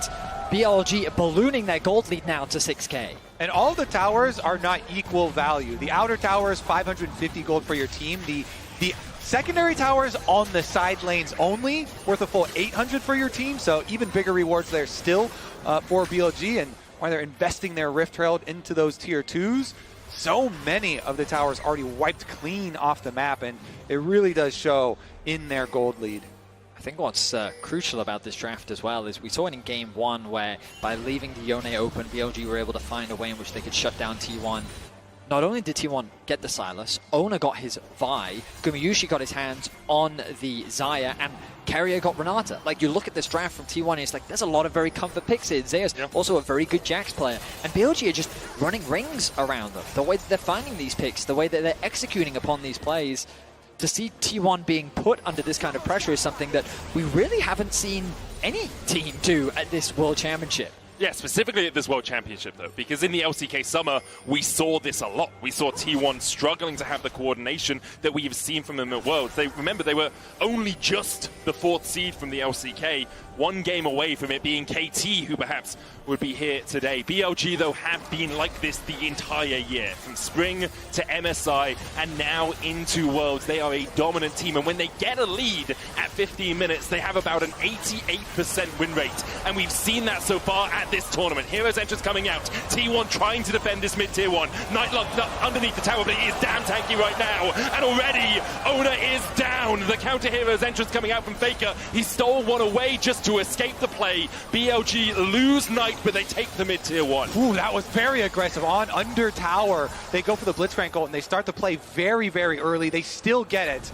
And they trade in the kills. I really thought that was going to be a huge throw for BLG. T1 did a good job of clearing out the wave first, before then turning their attention onto BLG, and it felt like that their focus was divided between the tower and the fight, but somehow they get away with a 1-for-1 along with securing the objective. Yeah, again, and the extra objective you talk about, yeah, the outer tower at 500 gold, plus the kills, but here's the early hook on the Blitzcrank to start it out, so they're still tanking tower a bit. They're fine with it. Galio ult comes down. Renata does delay them under it. Then they're trying to both get their kills, but then also finish off the tower. Ends up being Knight falling in exchange for Ona. Faker steals away the Galio ultimate to help with the disengage. You can feel the tension in the arena as T1. Their backs are getting closer and closer to that wall. BLG continuing to extend the gold lead. Dragon spawns in 55 seconds. You imagine the T1 is going to look to concede this objective, as right now they're not really in a position to win a fight. Importantly for Shun, he was able to pick up a mark in that fight on Ona and also take away a Gromp that was marked from Ona's jungle. So now he is at 4 marks. It was a very long time coming. Often you see, especially in solo queue, you see Kindreds really get those marks racked up early, but when you're not having as much action, it's harder to find them. And when the enemy team is playing around taking those camps away, obviously it will take you a little bit longer. But that Kindred, very much a champion now, has all of that extended extra range coming out from the marks. And they have complete control here leading up to the Dragon. T1 doing their best to try and get some safe vision through their own jungle, but it's just so scary, constantly having to deal with On just fishing, throwing out these hooks from Blitzcrank. And there's so much extra power here on the side of BLG with all their money. Faker steals away the equalizer pin, puts one down of his own, but the rest of BLG are here to join the party. Outnumbered, outgunned. Faker falls in the side lane, tries to clear out the wave. I think that cannon will survive, as will the backcasters. I mean, Often we talk about how when teams commit into collapsing onto Faker, something is often lost as a consequence. But here, Faker is just overextended on the side lane. He has no tier 2 tower to run to, and there's nowhere else on the map that T1 can really put pressure down towards. So BLG, they secure themselves another pick. They're going to secure the Dragon uncontested, kind of as we expected. And T1, the best they can look for is vision on the top side of the map, ready for a potential Baron play. All right, finish up in their own jungle first to take all of the rewards. I mean, Ben just kind of walked up to him on the side lane and take away the jungle camps, take away their lives. Another mark here for Shun. 6 now on the Kindred, really accelerated. BLG in a commanding position. I was the one that said I expected a closer game here. I was looking forward to some very close fights, but after that top lane tower dive, BLG have just been in the driver's seat.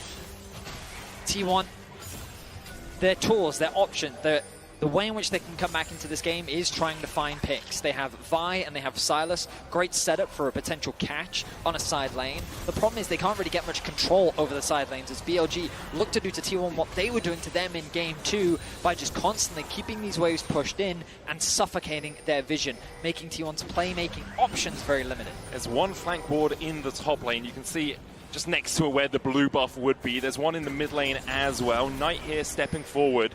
Faker spotted on vision as T1 decide not to pull the trigger on the plays. Zeus and Faker do have their teleport, so if you're looking to shut someone down, Knight is an option because he will often be on that side lane, but he has 2 items already, Riftmaker as well, giving him that Omnivamp if he's in combat for a long time. And with Shun waiting around the corner, might come around towards me. TP behind, they're looking for the play. It's Knight who's locked down, the rest of BLG are trying to get into it. TP coming out as well, the hostile takeover used, immediately locks up Bin, but look at the damage, there just is none, and now Shun is here to join the battle. Zeus tries to jump on top of him, Knight falling low, he gets the taunt though, and Bin's already on a rampage. Oda has to dash away, Guma didn't even get an opportunity to join the fray, and On doesn't want to give him an opportunity to leave. BLG 5-4, and Baron is on the menu. They go at Knight, but he's too tanky, and BLG are going to respond in kind. The Baron will be theirs. They were limited on their options, but the TP flank was a great idea. The problem is the damage. You highlighted it, Kobe. Knight was too tanky. They didn't have enough. And on the re-engage, BLG just melted T1. We look like we're going to get another one-sided game in this series, back and forth. BLG here kind of on the precipice, winning this one, pushing them to a match point in the series. Here's another look at it. As you say, T1 know that they are falling so far behind in this game. They've got to try and make one of these overloaded plays to the side lane. So they try and get the jump on tonight, but it's so difficult. The defense there, Bin immediately arrives, Shun right afterwards, and so they don't even have to use a Kindred ultimate. Didn't even force anything out of BLG there, just too far ahead. And then look at the damage that's going to come through from Elk as well. Going for the lethality build, that Q just tore Gumayushi apart. And, I mean, BLG, now with the lead that they have, they'll be setting their sights on the inhibitor towers of T1's base. T1 have to be thinking about game 4. They bounce back incredibly well in game 2. You imagine they'll be looking to get back onto the blue side, but this game feels done and dusted. It's just a matter of how BLG put the final nail in the coffin. And if you're T1, you need something miraculous right now, but we've already seen how the damage lacks, especially if Gumayushi isn't there. Faker has finished up his Riftmaker, but he's sitting at 0-4-1 in this game. Has been well and truly shut out by BLG, who are now advancing through the top side. Knight has the hero's entrance to join a play if it does occur. BLG, though, can just step forward. T1 really can't find an avenue to approach this next fight on. Looking for the Hex Slash hook. Doesn't quite connect. Knight, though, doesn't have a wave in the mid lane. Could go across towards bot. The next wave's still about 20 seconds away from crashing into that mid lane inhibitor tower. And here's the engage. Knight locked up, tried to Justice Punch away, but once again, T1 are engaging on the tankiest member of BLG, and they can't find anything with it. That's a Fate's Call used. That's the hostile takeover invested as well from Carrier, and BLG shrug it off, shrug their shoulders, and begin the advance once again.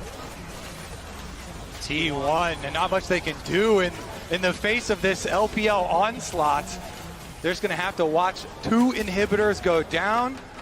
And still, I don't think they're going to stop at 2. Still, they've got another 34 seconds left on this Baron.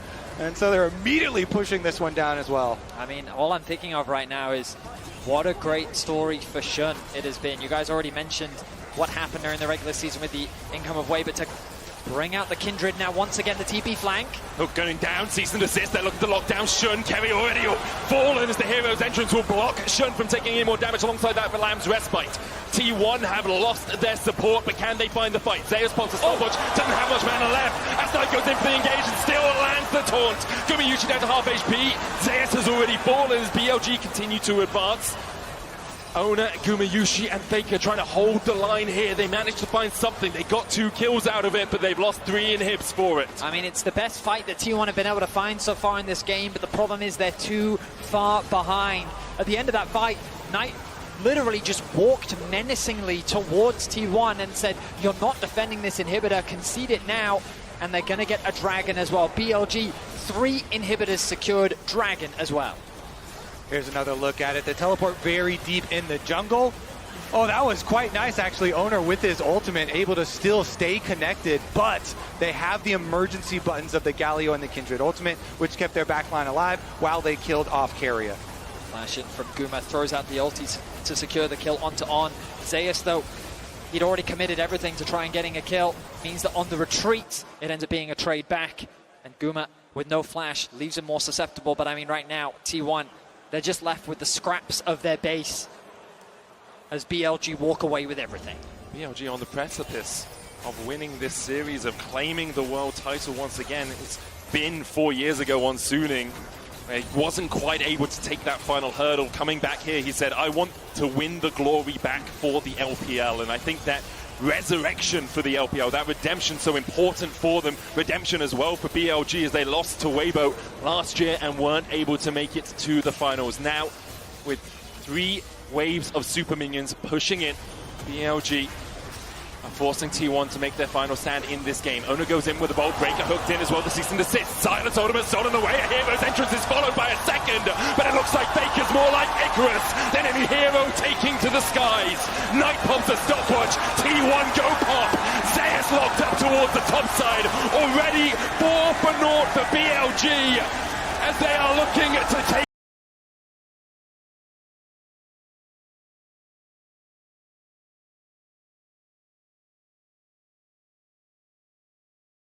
find themselves needing to win 2 games to get themselves a 5th title. And we talked a lot about the weight of expectation, the weight of the crown sitting on T1's head, but in this moment that is realized even more than ever. Faker actually going out without buying items. He's going to recall, he'll buy himself some items, now has a Dorman's ring and a health potion, but even the infallible make mistakes here. On the grandest stage of them all, the grandest stage in esports. Faker fumbles at the start, obviously. Just a small mistake, just a small misstep, but that is all that can define a whole series like this. BLG just 1 win away from that World Championship.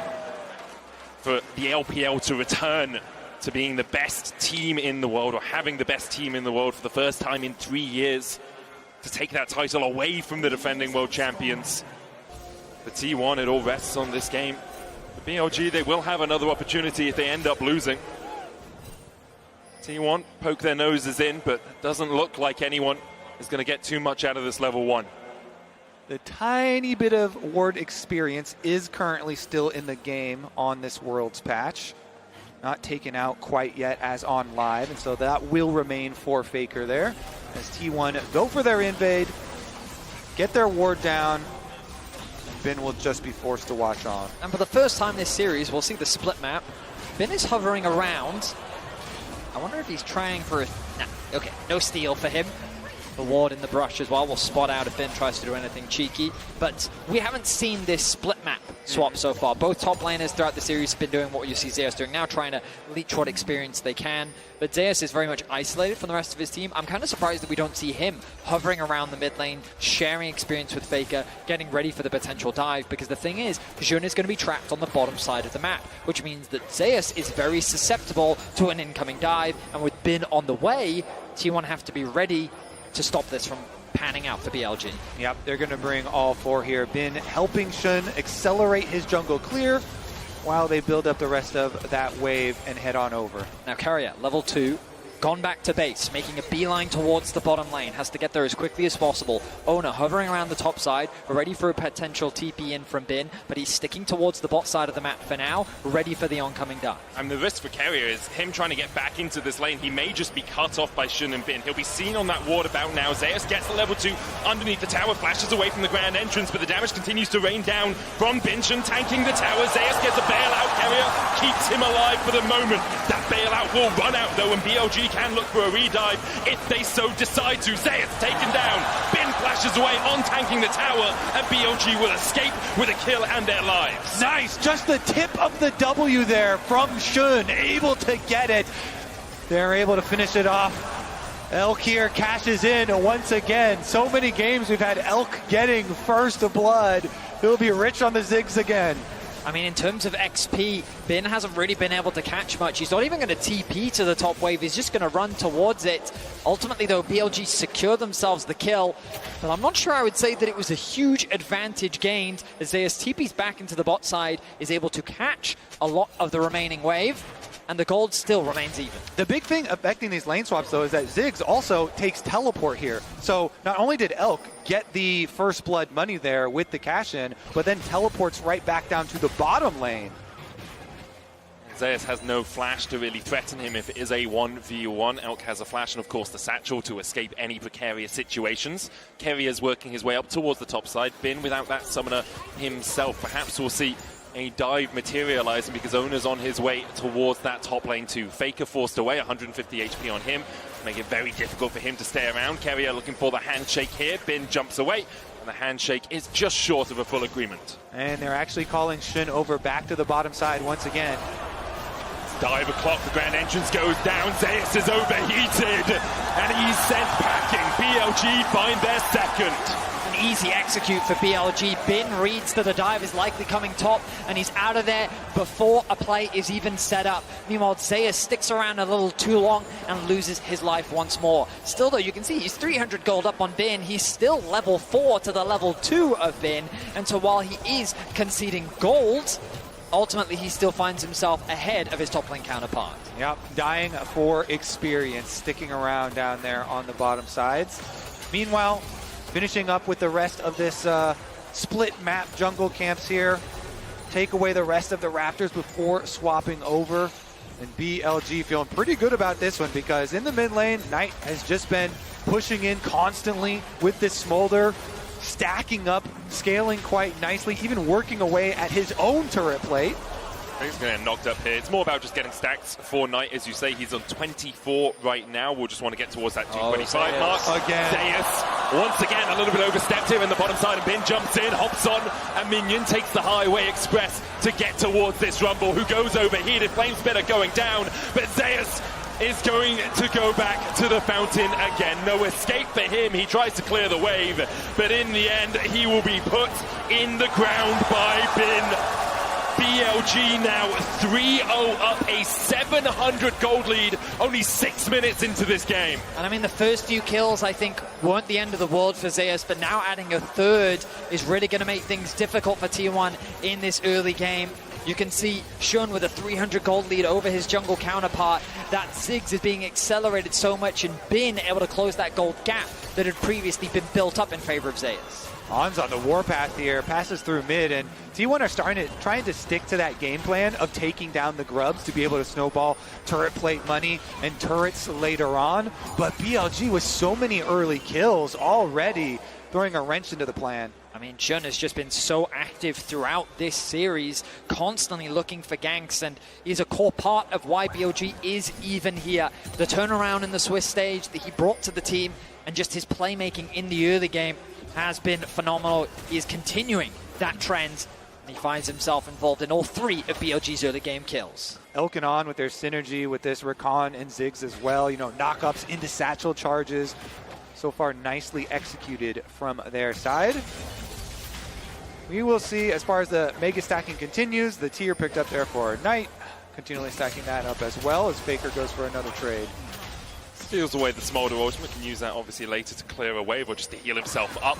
Let's give you a bit of health regeneration when it hits in the middle of it. Faker now pathing down towards that bottom side. Owner's on his way down there as well. Gumayushi and Kerry are able to take the plate in the top lane. Elk, only level 5 right now, does have the flash. Guma's 6, so has that enchanted crystal arrow. On's going to try and hold this wave so that Elk can get back to the relative safety of the tower. Exactly. It was a nice little kind of Red Rover, send one member over there as Guma and Keria run past the tower to zone Elk out from the minions, but On tries to go collect, as you said. So On actually gets in, and they're kind of funneling extra experience there into him, but now Elk is finally able to make his way over. Only gets in range for the last 2 minions though, so did lose a bunch of XP there. You can see Elk still not level 6, while Gumayushi's almost towards level 7. T1 will use the pressure they have in the top side and the push that they had through bot to now take away the first dragon of the game. It's 3 Grubs and a Drake in their names at the 8-minute mark. I think that will be critical for T1 moving forward, since BLG have drafted really good late game for themselves. T1 going to use these objectives, try and draw them out to you. I mean, there are different ways to look at this, right? Because from BLG's perspective, the fact that they've been able to find these advantages in what is a very scaling comp, Knight's going to be forced to flash away, knows that the setup play from Owner was very risky. So BLG having this advantage in the early game just better sets them up for scaling later. Faker face checking. Straight into Shun, the Glacial Prison hits, but Faker heals up with that Kingslayer. Owner's going to force Shun away for now. On does have the quickness, but doesn't want to dash in to bolster the attack of Shun. In the end, Faker does manage to escape, doesn't burn the flash, and holds on to that summoner. And I mean, when I'm talking about things can look good from the perspective of BLG, T1 have been able to secure all these early objectives. Kobe was already highlighting the fact that the early investment in the Grubs, their skirmishing potential of the composition, and the fact that Zeus is actually, even with all that pressure, still a level up, and he has a huge stacked wave on the bot side of the map. He's very comfortable in terms of gold, so I think that T1 definitely still have avenues, even though things aren't looking great for them in the early game. Yeah, in the 1 versus 1 down there. Had a huge wave for himself at the tower as well to collect, so even though the rest of BLG getting kills onto him, in the 1 versus 1 feels pretty decent for himself. T1 do have those pick tools as well, so even if you do start to fall behind a little bit, you've got the arrow, you've got the follow-up with the equalizer, you have Faker jumping in with the Abscond that duck just like this. Elk doesn't sidestep. Faker dashing forward for a little bit more damage, using that passive to its full effect. Steals away the Mega Inferno Bomb. Elk has to flash it. Faker takes the tower, and Elk just dies. It's hunting season for Faker in the top lane. He just runs him down, even with the first chain missing. Conquer stacked up. Thank you for the ultimate, and finishes the job himself. Now, Shun will just get there a little bit later. Not going to have any sort of kill threat as far as damage goes, so no harm, no foul, though. Again, the Ziggs with the teleport, he can get back to the minions at the very least. I mean, what a confidence booster for T1 as well. To see Faker getting a solo kill on the side lane has to reignite the T1 members and the T1 fandom, as Carrier now in danger. Caught out with the quickness alongside that Glacial Prison Carrier, though still has 150 HP to work with here. Hostile takeover only hits onto Shun. Guma starts to open up and put the arrows in the back of that ball. Shun able to walk away, though Guma really doesn't have too much damage yet. And we've come back to the game plan overall for T1 here with this composition. They want to stack these Void Grubs, get that bonus to be able to take down a lot of these towers, open up areas to then make their signature picks on the map by denying vision and using Ash Arrows. Faker, his ultimate is going to be available soon. Zeus has the TP and the ulti available. TP available for Bin as well. Owner has found Jun. On has flash here, will use it to get away. You knew the steadfast presence was coming from Owner. Stops any dashes in its area, so On has to burn the flash. use the blink instead of one of Rakan's many dashes. Knight too far away from the play, now making his way down, but Faker controlling the river, trying to force on back. The arrow isn't quite going to connect, and that is looking to be 6 grubs for T1, so part 1 of the plan coming true, Yeah, Kobe. exactly. Even though BLG getting some extra early kills in the lane swap and in the side lane, T1 still, let's see if they can actually get the 6th one here. It is actually kind of important to get the double Void Might spawn. Should be able to, no problem. Nobody around to smite steal, and they will secure that very big objective. We have seen how quickly you can get tower gold. Shun hovering around the bot side of the map. There's a potential play onto Zeus on the Rumble, but there's no way for him to really play through. Instead, the rest of T1 is going to look to reset. You can see the Elk benefiting from finding those early kills onto Zeus, but after losing his life on Gumayushi, kind of playing the map well, he's been able to close that gold gap thanks to the CS advantage that he's been able to find. And we find ourselves in a neutral game state 12.5 minutes into game 4. Tiny gold lead for BLG. You can see Shun about 500 gold ahead, the bot side about 200 gold ahead each as well, but as close to neutral as you can get in this series. T1 though do have the neutrals themselves, those 6 grubs and the Drake. Next Drake up in 40 seconds time. You see Carrier pathing through that bot side jungle, hoping to get vision towards that dragon pit. They'll use the mid prio and then they'll move T1 down towards that bottom side to make sure they can control that bot side river. And BLG, they have so much wave control. Ziggs in the mid lane, have the Smolder Versailles on top side. Oh no, looks for Bin, he locks him up. Bin though with a great arm into the wall. Ona's gonna have to flash away the locket invested as well. Bin holds on to his summoner. BLG beginning to collapse. The Mega Inferno Bomb coming out as well. There's the arrow. Bin sidesteps it. Zeus might have to flash the wall here. Ono on that front line. Locked up with the quickness. He dives onto Elk. Gumayushi caught up. Elk falling low though, and the flame spit is enough to burn him down in the river. And now T1 begin to turn on the afterburners. Shouldn't have to dash across the wall with the Arctic Assault. Gumayushi can't quite get the down with the volley. Carrier though! He will not let you escape, and now On has to dance away with that grand entrance. Carrier looking for a little bit more. Gumayushi puts a volley in his back and forces him to the safety of his tier 2. Not only does Carrier flash to get the kill there, not let Shun escape, but he also bailed out over for T1. Big Renata play. A massive play for T1. Ona setting things up by getting that collapse onto Bin. The follow-up from the rest of T1 as well as BLG tried to collapse onto T1, thinking that they'd overstayed their welcome on the bottom lane, but they're able to turn the play around thanks to the arrival of Gumayushi and Carrier. T1 looking strong here in game 4. And BLG off their resets, off their deaths, immediately trying to get out onto the map and take this Rift Herald away, because they know if T1 get the Rift Herald alongside 6 grubs, that is a tower-taking machine. Faker's here to check though, and the rest of T1 are making their advance through the mid lane. On and Shun in the pit, the Rift Herald down to 2,000 HP, Bin looking for that Nav as well. The Rift Herald still sitting at 2,000, that eye is open. T1 will close it and slam the door as well in BLG space. Back out onto the map, T1 don't waste any moments. Securing the Rift Herald, forcing BLG back. They can look to drop that mid if they want. The Ziggs wave clear is going to be so obnoxious, so they're not going to look to use it on this wave. To come back to a crucial point, BLG's composition have a lot of tools to stall, so securing that Rift Herald is going to help T1 unlock these towers and keep the pressure up. Game plan moving ahead here. Faker deep into enemy territory, finding On. Blastcone will get on to safety. Faker just dashes back. But again, now is where we're going to see the real acceleration for the side of T1. With Rift Herald plus the full 6 grubs, you can drive the Herald in for the extra Void Might spawns there, immediately move up, snowball all of this money. This is what we've seen in so many of the games in this series, is such an acceleration at this point, the mid point of the game for the team that did get the early lead. And T1 are that team this time around. BLG trying to defend. Glacial Prism hits onto On. The arrow also connects. Bin dashes in. The Gnar back. The hostile takeover makes Shun go berserk underneath the tower. And he pops the locket, but he will go pop burst. BLG starting to turn this one on T1's heads. They found 2. Carrier has no flash, but Knight has one to chase. Carrier escaping on 100 HP, but On will not give him that luxury. treachery. BLG find 3 in the top side. And just like that, BLG punished the aggression from T1, trying not to lose any momentum. They set their sights on the top tier 1, but BLG denied them access and turned the fight around. That play right there might change the course of this series. BLG with Knight on the front lines with his Trinity Force Smolder completed.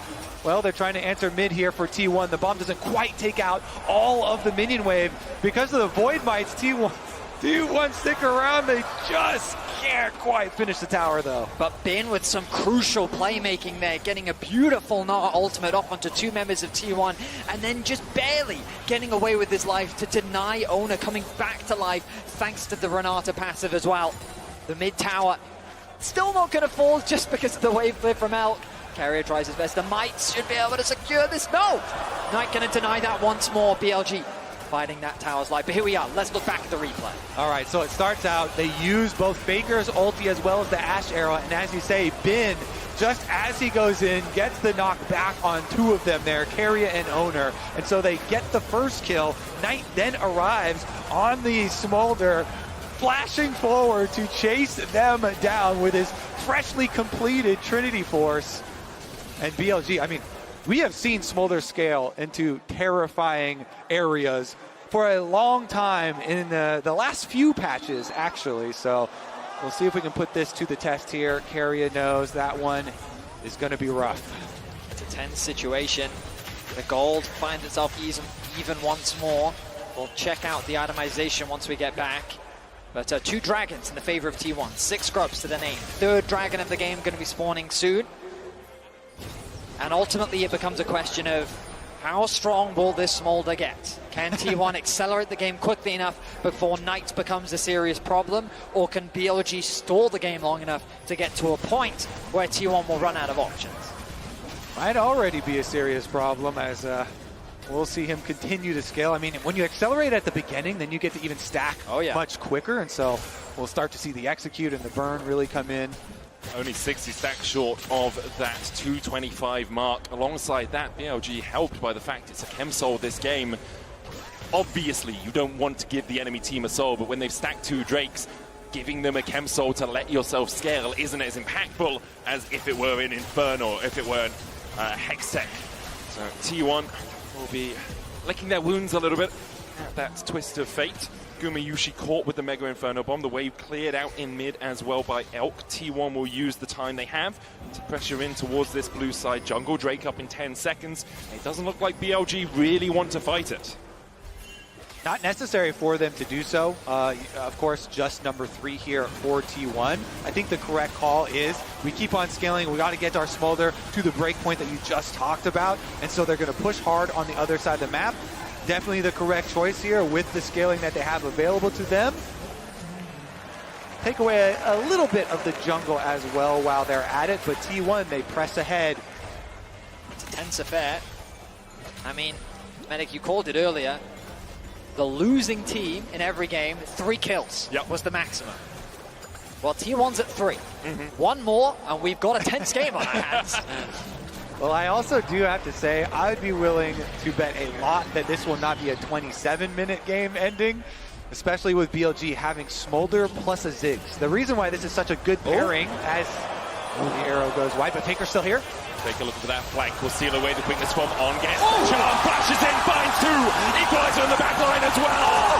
As Faker is knocked off this earth. He finds the engage. He finds everything T1 were looking for. Exceptional play from T1. You think that the play falls short because the arrow doesn't connect, but Faker will find a way. And then with the 6 scrubs, with the Rift Tail, they immediately take the tower afterwards. And guess what? They're turning straight towards the barrel. It's just ticking away to the flame spitter damage. Zeus tried to turn it around, and in the end, BLG unable to hold on to their tier 2. Bin's coming across from the side as well. He TP'd in. T1 have started the Baron, and you have to feel it all hinges on this. On a knife's edge between T1 and BLG. Will BLG look to try and take the fight? Chun has Flash and Smite. Elk now joins the battle, teleports in. Bin looks for Keria, lands the slow with the boomerang. Knight TP'd in as well. BLG are going all guns blazing into the battle here as T1 are hailing the retreat. On dashing forward, he's only at 300 HP. Faker eats the bomb and is taken out low. Mega Inferno bomb going in. Zeus will sacrifice himself for the good of his team to make sure the rest of T1 are able to escape with this Baron. The quick play from T1, the teleport ends up not mattering here for BLG as they only got the one kill in the aftermath. T1 just got so much out of this. Faker on the flank, even with the arrow going wide. He makes the play, and T1 finds so much. I mean, the arrow comes through, it does not connect, but on the right-hand side is Faker. He interrupts the knockup, and then he connects the two-man charm into then the knockup come through from Ona. The wombo combo is exceptional, and T1 finds some much-needed kills onto the crew. Two crucial carries of BLG. Yeah, Faker laid the way for the Renata ultimate there, catching them up. And then Zeus, who had been 2v1ing earlier, goes for the sacrifice here to allow all the other Baron buffs on T1 to remain alive. Yeah, we've seen so much Bin rumble. I thought it was Bin making the flash, but it was Zeus, and he did have to sacrifice his life up towards the top side of the map. T1, though, immediately back out on the map, and look, they're doing what they did in Game 2, spreading themselves across the map, pushing in top, pushing in mids.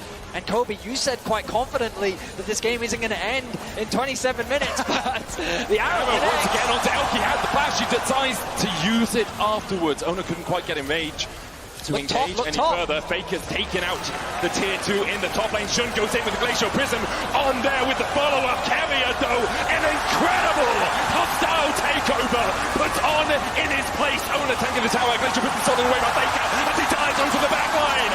Who else but Faker again? In the end, he falls. But Guma is making Shun look like a pinned cushion.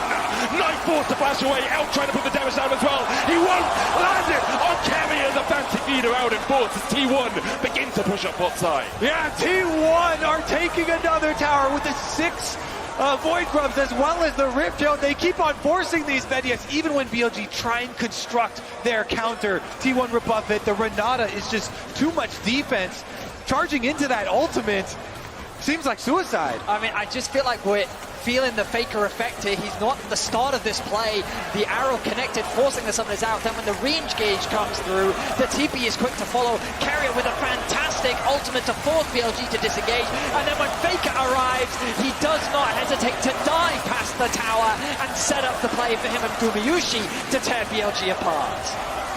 At the end, some slim margins there as well. Knight being forced to flash away a critical summoner spell, but T1 are doing a good job, I think, pushing the pace of this game because, as you mentioned, one of the reasons I was confident in saying that I didn't think it would end in 27 minutes, Ziggs and Smolder is such a good combo, yes, and Ziggs wave clear plus the Smolder wave clear and scaling itself in that champion. But because T1 got those 6 Void Grubs that we have been so probably too hyper-focused on, the pushing power that they have shown in really accelerating this game and being able to get their Dragon Soul as well in a very timely manner means we are still on course for that T1 game plan. And credit to Zeus. 0-3 during the laning phase has bounced back phenomenally. Been landing some very important Rumble ultimates, and he's going to be important in the upcoming sieges. That tool is great for zoning away the for zoning away the Smolder and the Ziggs from providing that wave clear and protecting their towers. That's so vital. They managed to put that damage down on tonight to keep him away from the battle because he has hit that 225 mark, now sitting at 230 stacks. That doomsday clock has ticked over to midnight for T1. They are still in the lead. Chemsol, 4,000 gold ahead. 6 grubs, Baron up in a minute 30 as well. Faker has been on fine form, finding people with the quickness, with those engagers. But BLG can still hold on to the fact they have this wave clear. They also are on championship points, so even if they lose this game, they have another to battle back against T1. Ona forced away with the satchel, but doesn't really take too much damage. The Mega Inferno Bomb only clipping onto Keria as well. say the next like 4-ish minutes of this game will be so critical because, you know, Smolder working towards the rapid fire, that's when you really start to get scared, when you have the poke of the rapid fire Smolder plus the Ziggs. T1, they've got a nice little window here, though, with a very, very sizable advantage with Dragon Soul plus Baron coming up, which they can try and use to bait BLG out and look for their engages. So many snap engage angles. Faker with a stolen Rakan ultimate at the moment. Looking for Shun. Glacial present, Faker dodges. He knew something was up. His spider sense was tingling. Good check there, good reactions from him. Pops the Scryers as well, and T1 can come in to take away all that safety. Ona manages to get the knock into the wall. Steadfast Presence already been used, though. On will have a second dance away. Hostile takeover coming out. Shun cleansed away by that Mikhail's out of On. In the end, it's just an investment of ultimates from T1. Mikhail's used, carry flash handshake, pulls back Elk. Faker trying to get with the quickness onto the backline. Gumayushi unable to open up quite yet. Bin doing the damage onto Ona as well, but already Elk is down to 300 HP. On the top side, Shun is down. The equalizer out from Zeus will save Ona's life and force BLG away. It becomes a question of can the Baron be secured, and with Shun down, I believe that the answer is yes. There is no smite available. Elk, crucially, still has his ultimate up, but with that, Faker secures his 500th kill at the World Championship.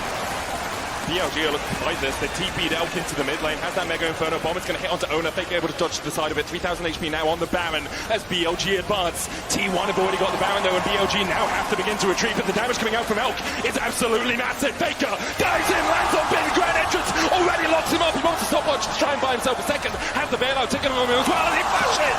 Faker survives somehow. T1 get out with the Baron, but and BLG are unable to find purchase on the game. Faker plays a dangerous game there, so close to the execution, but he's able to immune it, flashes out, and escapes with his life. My goodness, Faker has turned it up to 11 in this game 4. He knows the stakes that are in this game, and he does not want to give up the title that easily. It's likely that we're going to game 5. T1 still have to close this one out. The arrow connects. Not quite. Shun flashes away to safety. BLG really got to just keep focusing on their defense here. They do have flashes on both Knight and Elk. So as long as they don't let anyone get caught and give up some critical summoner spells here early on, if they focus on their wave clear and defense at towers, then T1 really are going to have to make use of this 2 minutes of Baron buff to crack inside and get to those inhibs. T1 need to get someone in the mid lane. They're going to send Faker over. Rumble is actually going to stay top to catch that wave, has the TP available. T1 being spread quite thin. Normally they prefer to play that 4-1 setup, but Bin doing a good job of pushing that top wave in deep. Now he can regroup, buy a little bit more time for BLG. Again, the wave clear looking to be strong here from the side of BLG. Knight's chipping away. Not doing a huge amount of damage to Ona, but for now, all they need to do is stall. They're doing exactly that. 90 seconds before the Elder Dragon comes to bear. BLG yet to pick up a Drake in this game, but if they get the Elder, their fortunes may change. They are just trying to defend right now. T1 have been unable to break the base, break that inhibitor line with this Red Bull Baron power play. A minute left on it, but it looks like T1 are going to just look for the resets here, get back out onto the map, get that vision control down once again, and then try and pull BLG into a fight at Elder, because they've got to. You can't just give the Elder away to T1. You have to make your final stand there if you are BLG, and if you win that fight, you might just win Worlds, you might just win the championship. That's how much of a game decider Elder Dragon can be. I mean, Kobe already talked about the animation. BLG is strong enough to fight. Their carries are in a position. It ultimately comes down to execution and finding access to this Dragon Pit. Right now, T1 are denying all vision on, doing what he can to find angles of attack, maybe even a TP flank, but he's been caught. On locked up against the wall, pulled back with a handshake. The keeper's verdict finds him guilty as On is slain by Gumayushi, and now will BLG even try to mount a defense around the Elder Drake? They TP to the bot lane. Bin looking at that flank position. His Mega Knight's going to expire pretty soon, and Faker's looking for a flank of his own as he TPs in towards this blue side. Bin now on the wrong side of the rift. This Faker's hunting, and he's looking for him. And the flash forward. Xenos Peasant's Knight able to flash away as well. The hostile takeover comes up short. The Gnar stolen away by Faker. Locks Bin against the wall and puts him 6 feet under. Shun next on the menu as Gumayushi begins to open up. Shun taken out by Zeus. The equalizer does exactly that for T1. It's going to equalize this series at 2-2. The reigning world champions will not go down that easily. They will push us to a deciding Game 5. They are going for it. There's only On left to defend the Nexus. Faker steals away the Rakan ultimate. The defense is not strong enough, and T1 will bring us to Game 5. On the shoulders of Faker, T1 will go to Game 5. There is no one like him, not on this earth.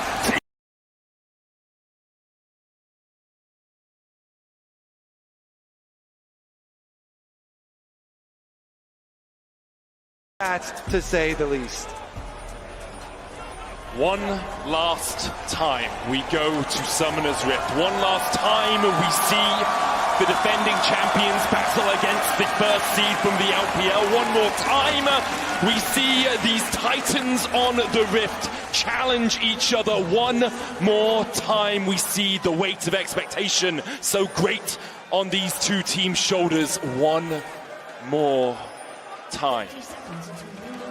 And there's so much on the line for both sides.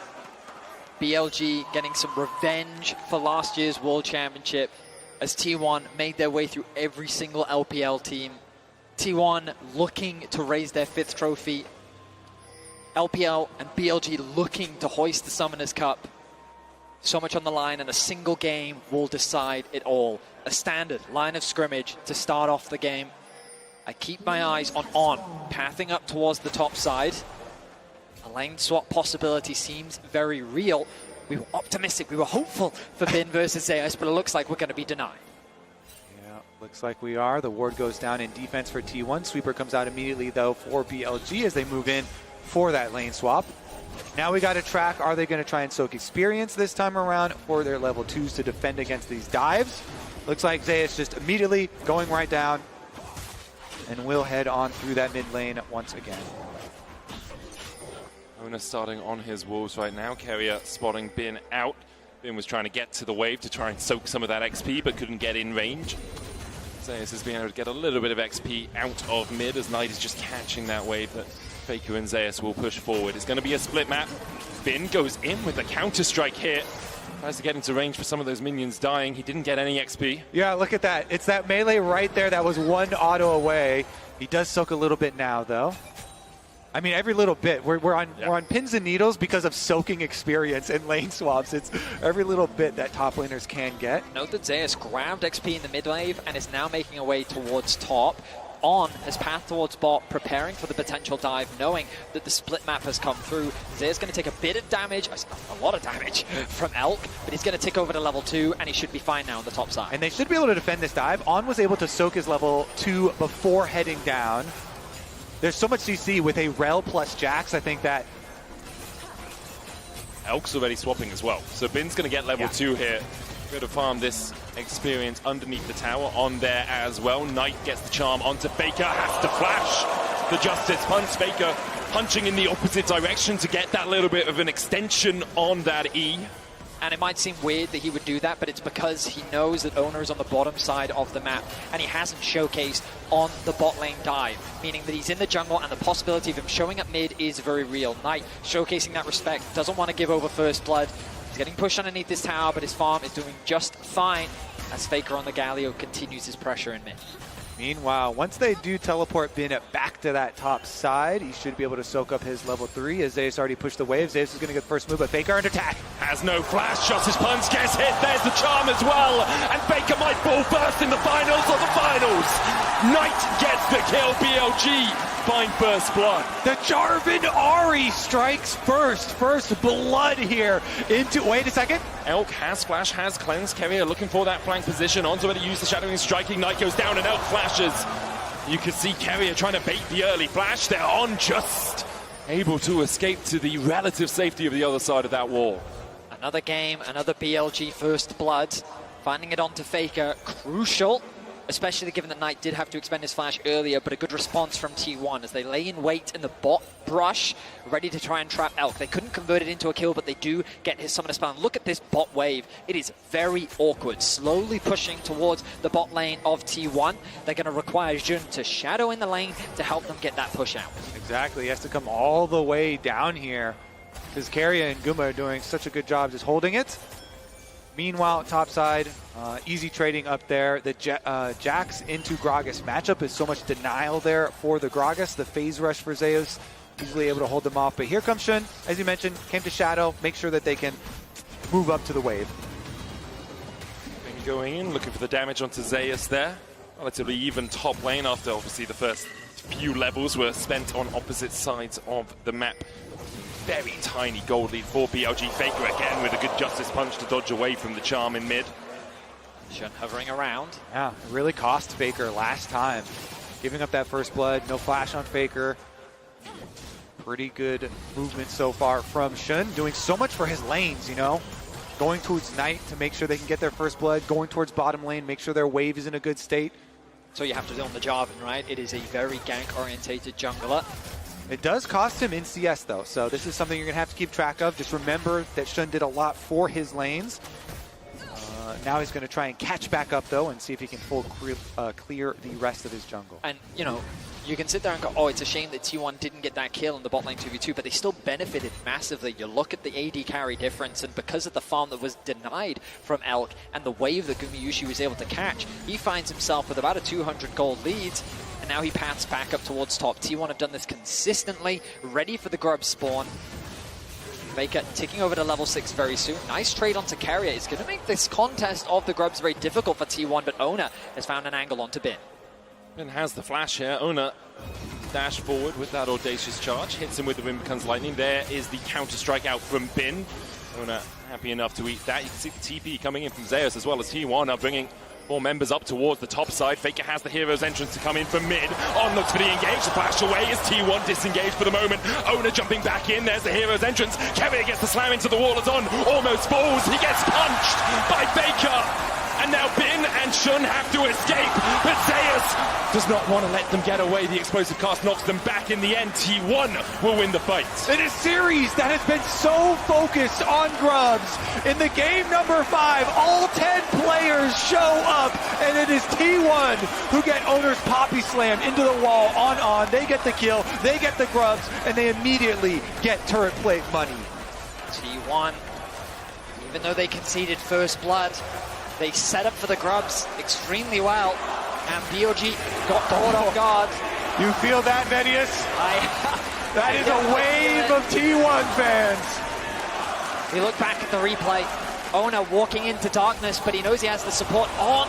Not quite connecting on the stun. It could have been crucial, especially with Knight right there for the follow-up. The Galio ulti comes in, the connection into the wall, and then Faker securing that first kill. Yeah, and it's Keria Poppy this time around, of course.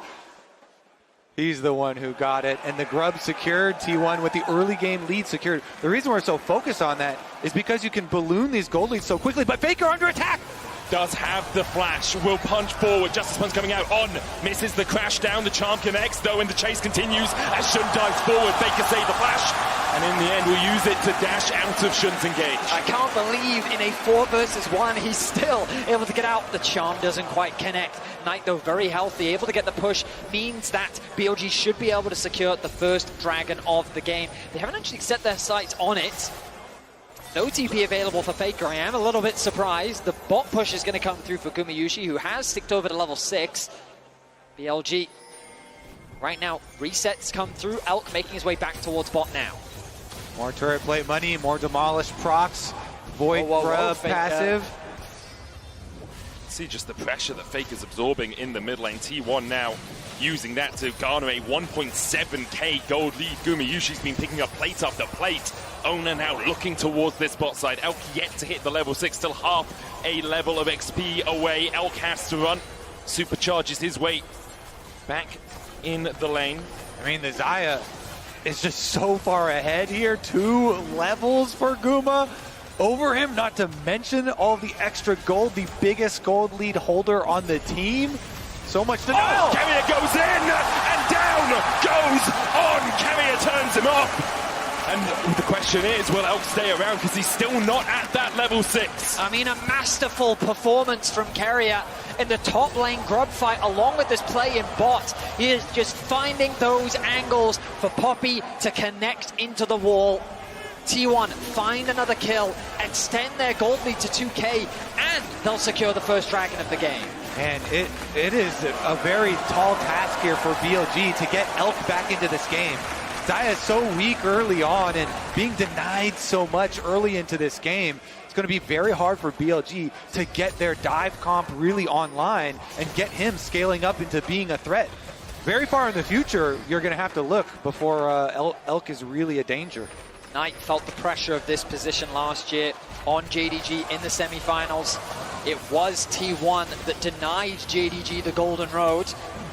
Hoping to get revenge. He is one of the players that we will be keeping our eyes on as this game continues. His Ahri has been able to turn around some incredibly difficult games before. The pick potential is real, but right now Guma is just going for it. Oh, Keria with a good set pass person. TP coming in from BLG as they look there he comes to make the play. Spear rush forward by Knight, holding the charm, doesn't get stunned. The charm hits Keria. Flash forward with the counter strike. Keria falls first as Guma usually brings the feathers back and almost takes down On. Owner caught underneath his own tower, but he will fall even in the Cataclysm. BLG find 2. Guma's walking away wounded. And just as we talk about him, he makes the play happen. 3 kills now for Knight. A fantastic TP to bring BLG back.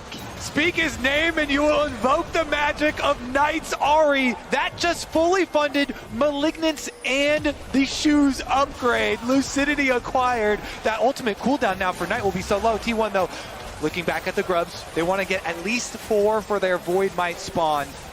Despite a really good play there from BLG. I mean, yeah. The bot tower falling means that there's a huge wave as well. Knight forced to catch it, doesn't have the TP. Bin and Knight committing all of their summoner spells to make this play happening. The idea of shutting Gumayushi down is so important because of how much of a threat he is. Bin gets a nice flash, 2-person stun off, and they give the initial kill over to Knight. On's then able to disengage while Gumayushi does get away. Knight's able to secure the second kill as well. The kills in favor of BLG, but the gold still in the hands of T1. So much pressure on the shoulders of these BLG players, and now even more so onto that of Knight. A player that is so well renowned in the LPL here, really looking to take that last step and acquire his first world championship. He is the richest player in the game on Ahri, such a playmaker. Can he do it? That's the question that everyone asks themselves in moments like this as well. For BLG, it would be the first time they have won a world championship. For T1, it would be their 5th. Faker so often leads the charge. Now it's Knight who has to take the charge into his own hands. Keria looking at the sun into the wall, the TP coming in behind as T1 begin to draw out their battle plans. Faker looking for that flank, BLG disengage. T1 can't quite find the fight that they were looking for right now. Faker doesn't quite realize he's sitting on a ward, but chooses not to overcommit to the play. TP's in ready for the action to kick off, but nothing too chaotic just yet. 1:15 until the next Rift Herald spawns. The bot lane has been completely abandoned. As T1 looking to now provide support for Zeus. See if he can push that wave underneath the tower. Keeping my eyes on the minimap. On has gone to reset, so it's BLG that'll be forced to concede for the time being. As T1 have numbers on the map, but On is quickly making his way towards top. Elk catching that wave in mid is crucial for him as he tries to close that gold gap between the 280 carries. Galio Ulta is available here. Remember, for Faker, you have to be careful as BLG. T1 have that safety net. Wave clear from Knight, though, coming through with the Malignance completed and level 9. The Q is going to be doing enough damage to help clear out those waves, but Gumayushi not slowing down. Going to catch another wave as the resets now come through from T1. Dragon spawning in 55, the Herald in 25.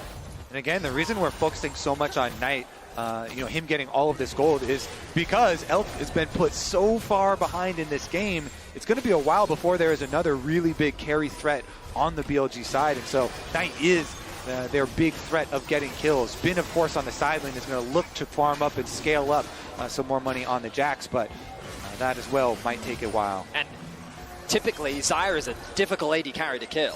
Thanks to the feathers, thanks to the ultimate, but with a Poppy and a Gragas and a Xinjiao and a Galio, it's going to be even harder, and it becomes that question, as you highlighted in Draft, Kobe, can the Jarvan actually lock the Xayah down? The flash is about to come off cooldown for Gumayusi. Both neutral objectives are alive. It's T1 that set their sights on the Herald, and they're going to be the ones to start this objective off.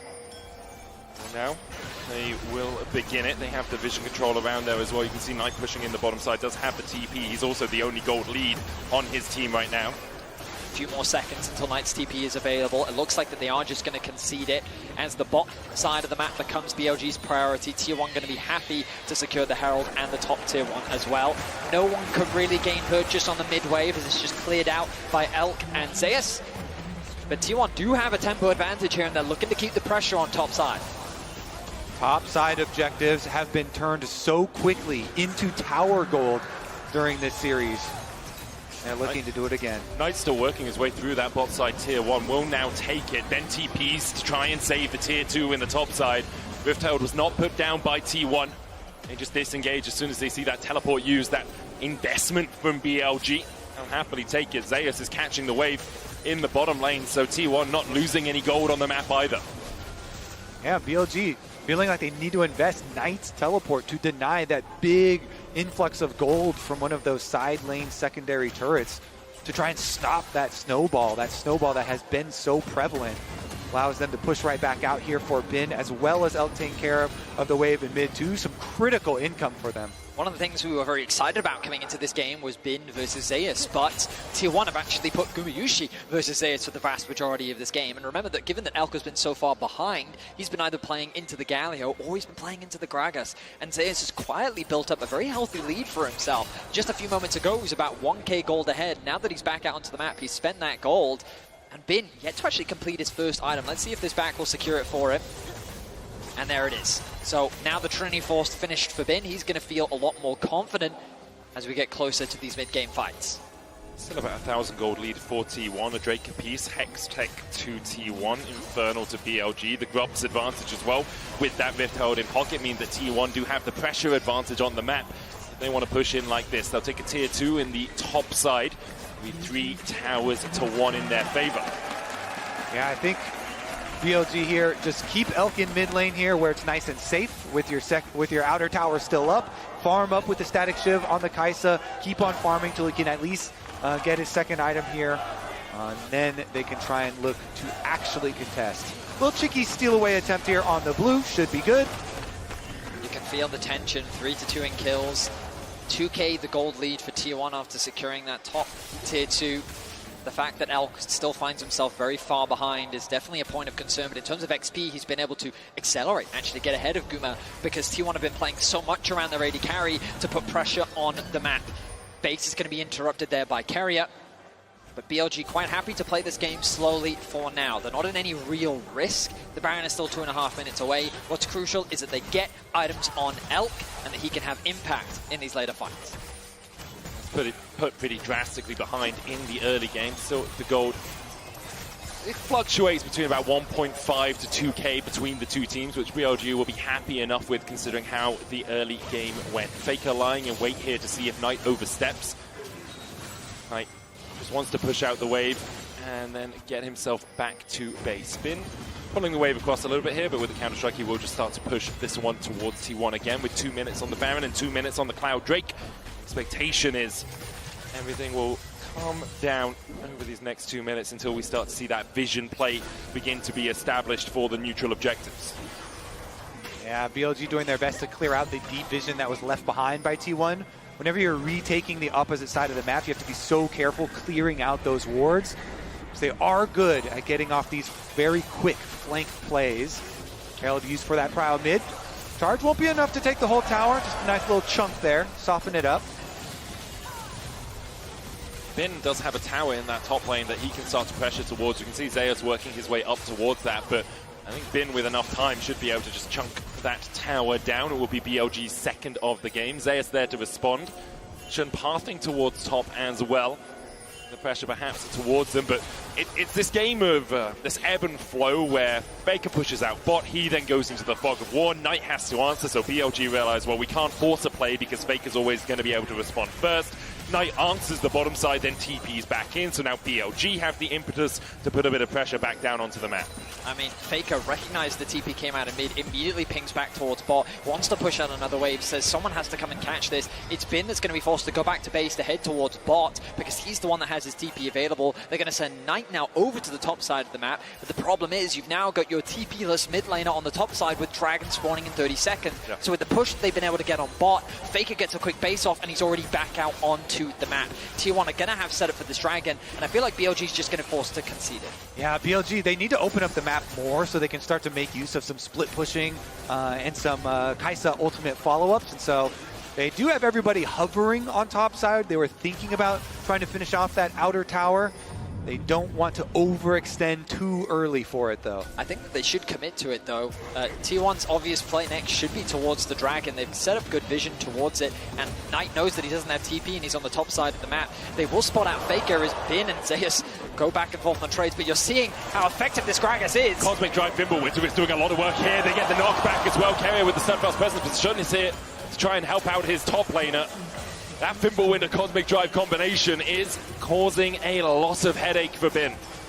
That and the phase rush, some very useful tools for Gragas to always keep you at arm's length or belly's length in his case. Meanwhile, Knight did end up finishing off that outer tower, that extra gold that they wanted in payment for the Dragon. So they still got a bit of what they wanted. BLG kind of giving up the minimum amount here in order to still get some trade back. Ultimately, yeah, I think it's the best trade for them rather than try and force the fight around the Dragon at this point in the game, especially when you know that Elk still hasn't even completed his second item. Meanwhile, Gumayusi, Infinity Edge. Such a powerful item spike for the Zion. Elk just finishes his Ginsu's, as you say that statement, Betty. There is 2 items on the Kai'Sa, but she scales up so well as the game goes on. When they get towards the time when that W is just artillery more than anything else. And there's so many things that he has to consider when he's going in for it. You know, he's playing against, like you said, the Poppy plus Galio plus Xin Zhao and even Gragas. So BLG definitely going to be looking to control some vision first so that actually they can be the ones to try and set up some picks. Now, in Game 4, you said with confidence that you don't expect the game to end in 27 minutes. I feel like this game isn't going to end in 27 minutes. With how tense it's been so far, with clear win conditions laid out for both sides, the 4th Dragon of the game is where I expect a lot of action to be happening. In the meantime, both teams are prioritizing farming, looking for outer objectives, and ideally, if either one of them could break open that mid tower, that would be great. But in terms of the siege, I think that it's not easy for either side, given the amount of wave clear that they do have. But that point of tension continues to build up as both of these teams fight for that crucial edge to help determine who will be the 2024 World Champion. For Elk, for On, for Shun, for Knight, it's their first time here in a Worlds final. Knight has fallen short a couple of times in the past for T1. Obviously, they were here last year. They've been here 3 years in a row. Weren't able to win it in 2022, but in 23 they dominated Weibo. They dominated the LPL. And just say down 4 teams in that year, and now 3 teams in that year. Now alongside that top esports, looking to add BLG as a name to that list, but BLG have not lost a best of 5 versus T1. They just haven't played them at Worlds before, and here we sit 23 minutes in on a knife edge between these 2 titans. Reminder how close BLG was without Knight. The whole idea behind bringing Knight into this roster was to help push them over the edge, to give them that last bit of power needed to get them to where they are today. They've ultimately built this roster to get to this point against, as Azael said on the desk, possibly the greatest roster that League has ever seen in history with their continued international dominance. Meanwhile, the T1 roster here. Legends already with making 3 World Finals in a row, looking to win 2 back-to-back. And we get the side lanes traded. Jax on bottom side, Galio on the top side. Mid lane waves traded back and forth as we just build and build to this crescendo of pressure in our final game of the year. It's crazy that it's all come down to this. So many comfort picks on both sides. The Sunlit Sky now finished for Bin. 2 items finished for him. Junglers starved of gold a little bit, as we often see at the highest level. If they could secure that second item ahead of this crucial fight, that would be absolutely huge. Both now fighting for vision. 3 sets come through for Zeus. He's making his way back out onto the map. Has the arm guard, a crucial pickup, providing a little bit more durability and just time-wasting potential in the upcoming team fight. Dragon, a minute away. We get ever closer to that crucial objective. Arm guard also finished for Knight. The bot wave pushed in. Elk not yet completed that Nash's Tooth, meaning he's not quite at the point of that consistent poke that we often see from the Kai'Sa. He's almost there. Has the blasting wand, has an amp tome as well. Gumayusi on the other side, sitting on a Zeal alongside his IE and the Essence Reaver. It feels like one of those games where a single fight's going to decide it, you know? As soon as a team starts snowballing, it's a Drake into a Baron, into a few towers, into a gold explosion.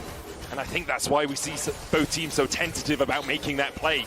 Obviously, no neutrals really up apart from the Baron for them to fight over right now, but there's a lot of this bouncing waves back and forth without really finding purchase. And the first step before T1 can go take this dragon is they have to secure vision on the Baron. Because of the Rage Blade being completed for Kai'Sa, you can actually burn through Barons and neutral objectives very quickly. And so that's why we just saw these last like 30 seconds, 40 seconds of T1 really trying to make sure that they will have an early alert system if BLG try and do a cross-map play on them. Bin ticking over to level 15. Zeus sticking around very deep in the bot lane because he's got full information as to where all 4 of the members of BLG are. Poke back and forth over the control wards, but the vision will be denied from T1. Critical defense of their vision here from BLG. But then T1 immediately fight back. They reclaim control over that space. Control ward still sitting in the inventory of Carrier, but crucially, none left for BLG. I'm sure On would love to get a quick reset off, but I don't know if he's going to be given the time to do so. Pings coming down from the side of T1 of the bot side jungle. Zeus finds On, Shadowing Strike going in, the crash down as well. Bin looking for the follow-up here onto Zeus, the hero's entrance, and On just oversteps. Gumayusi sends him back to the fountain, and now BLG have to play a 4v5 if they want to try and contest. I think their decision will be not to. They'll just back away, clear out their own jungle, but On went in on Zeus, and T1 immediately collapsed. Again, T1, they're so confident, and we're like, they've got the Galio ult to back them up. Zeus is very tanky. They were not worried for a second during that pick. On definitely bit off way more than he could chew, and that is a 100% sacrifice of the dragon, of the objective. Critically, it is just putting T1 to that sole point and not breaking the game quite yet. Gumayusi picking up the Phantom Dancer, immediately swapping it over for the Nabori Flicker Blade. Help securing that kill, giving him a nice injection of gold. You can hear the support from T1 from the crowd. The BLG supporters ever present in the arena as well. You have to believe that T1 are very confident in their team fight and their strong setup here. I mean, why wouldn't you with how strong Gumayusi is? And so that's why maybe you see BLG wanting to rush into some picks whenever they see anyone, because they do kind of feel that unspoken mounting pressure facing them. You can feel as well, just kind of on the map, how T1 is slowly but surely beginning to gain more control. BLG feels like that they're being pushed back even further onto their side of the map. And T1 remaining calm. Of course, this game is far from over just yet. That deciding fight is yet to happen. All summoner spells are available for everyone on the Rift, TPs included. The next dragon still a ways away after T1 secured that mid-tier 1 from BLG. The Baron becomes a very scary point of contention for both sides. How exciting is it that our entire year of professional League of Legends is going to be condensed down to presumably a big fight now to break open the entire series and determine the world champions. It's just absurd, and for the players down there as well, that weight on your shoulders. I'm nervous, and I'm not even playing. It's just monumental. It's not just you, it's not just your team, it's your fans, it's your family, it's your region that have supported you through thick and thin. And Owner, very close here.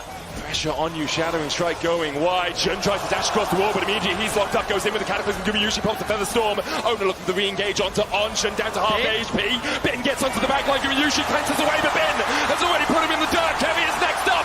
BLG find 2, T1 able to back away for the moment, with the TP behind by Ben as he looks for a little bit more. Oh, they go back in! Faker flashes in, and down goes Knight! Once again, when you need someone, when you need anyone to stand up and show just what this game's all about, it's Faker! He finds another T155, and alongside it, the Baron in their minds! The hero's entrance was true to its name as Faker in T1's dire moments descends from the sky, and T1 turned the fight in their favor. The crown may be heavy, but it belongs to Faker, and they're going to pick up the Baron. What a turnaround! Unbelievable turnaround. BLG had started out so well. They killed Gumayushi. They had them on the run, but the turn from T1 was better. The flank that comes in from Bin to follow up the engage from Jun, and crucially you're going to see a charm come through from Knight that forces Gumayushi's flash. You think that the combination between Knight and Bin is enough. Taking out Gumayushi should have been the key. So look, the ultimate comes in from Shun onto Gumayushi. He's going to ulti because he has no choice. He has to in this situation. And then the charm from Knight there forces the flash from Gumayushi. Bin sees the angle, so he flashes, sidesteps the knockback, and he's able to work with Elk to get the kill. And at this point you think the fight is over. Exactly. Then they're on the chase. Knight goes, he just barely doesn't have the range on his charm onto Owner, and they're teleporting for the pincer, but just as they're teleporting and Bin has to walk back to the fight, that's when T1 turned. Such fantastic play and such confidence. The TP, the awareness from T1 to realize that that TP was a mistake, and then to create the collapse to turn it in their favor. Unbelievable turnaround from T1. Teleport, the 4-second channel time, and T1 strike. Wait a second, topside, Zeus under fire. Zeus caught out, killer instinct in by Elk. BLG collapsing, 4 members strong, the heroes entry. Oh, Zeus! Faker joins the fight. Elk with the stopwatch, Faker in the middle of them all, and it seems like death may have arrived, and his name is Faker. He's here for your lives. The rest of T1 begin his collapse. Faker's gonna fall as he pulls the stopwatch, manages to buy himself a second. Owner here to save his mid laner once again, and Faker still stands. He has ascended. He stands above it all, and he looks hungrily at that world's trophy. The unkillable Demon King, unkillable one more time. Unbelievable once more. How does he keep doing it? I mean, with the Baron buff, 4 members dead. It's only Knight left to defend his base. His crumbling kingdom at the hands of T1. An inhibitor will fall, and T1 set their sights on the Nexus. Knight goes in with the Spirit Rush, lands the charm as well. The first Nexus tower's fallen, and T1 are just looking for the prize. They're hungry for it. T1 are the past, the present, and the future. A new era, the same empire. T1 are your 2024 World Champions.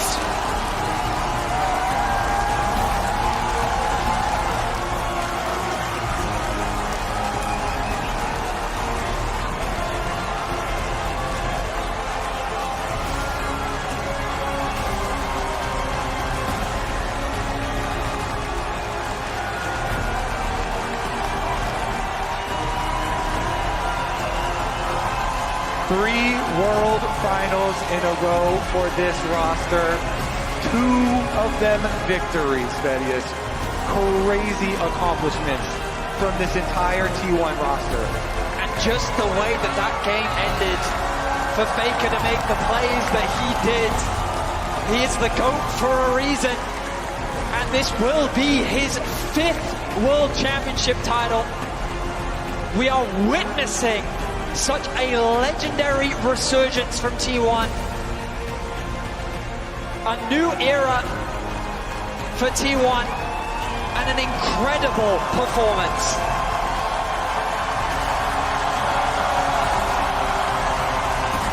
Please keep that roster together again. That right there is the new T1 dynasty. Heartbreaking for BLG to be so close. In the end, as Baker said it best, you've got to prove it.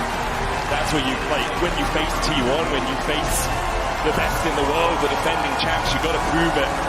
And today it was T1 that proved it. A trophy ceremony presented by Mercedes-Benz. They will hoist the Summoners Cup. I can't think of 5 players that deserve it more. From 4th seed in the LCK, 1 game away from not even qualifying to the World Championship, to making it all the way to the final, a full 5-game banger. They will lift the Summoners Cup once more. Oh, those steps must feel so sweet. A 5-game banger, as you say, Betty. T1 take to the main stage, and they deserve every accolade that is bandied towards them. It's back-to-back. London, Europe, the world, give it up. It's T1, your 2024 world champions once more.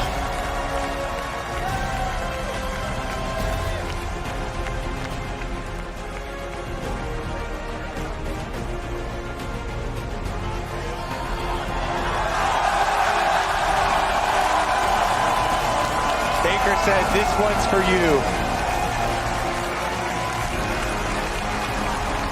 I think it's a little bit for them as well. A little bit. Just unbelievable. Truly unbelievable. An incredible run. T1 have done it once again. BLG won an incredible rival and opponent, and they pushed them to the very brink. But what a performance. T1's 5th World Championship, and they will raise that cup once more.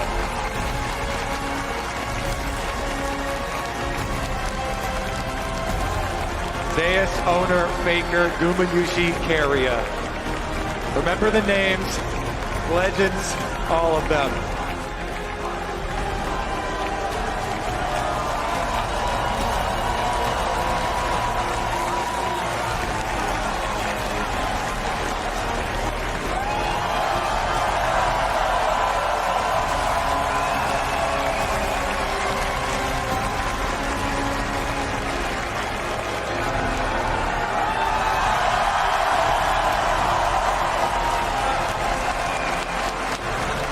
Gumayushi's supporting area.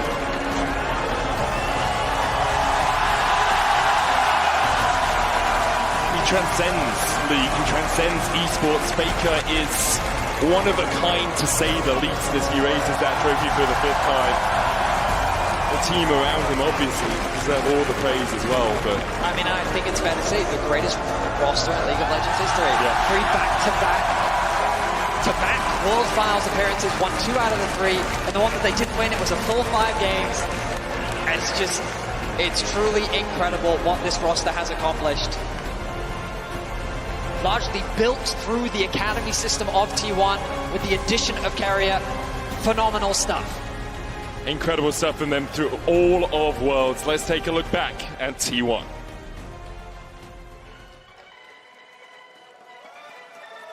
챔피언으로 참가했고 챔피언으로 떠날 계획입니다. Summer continues to put axes into the back of Zeus. Hun's now in the middle of the minions, doesn't have a ward to play. Zeus can open up and Zeus finds it.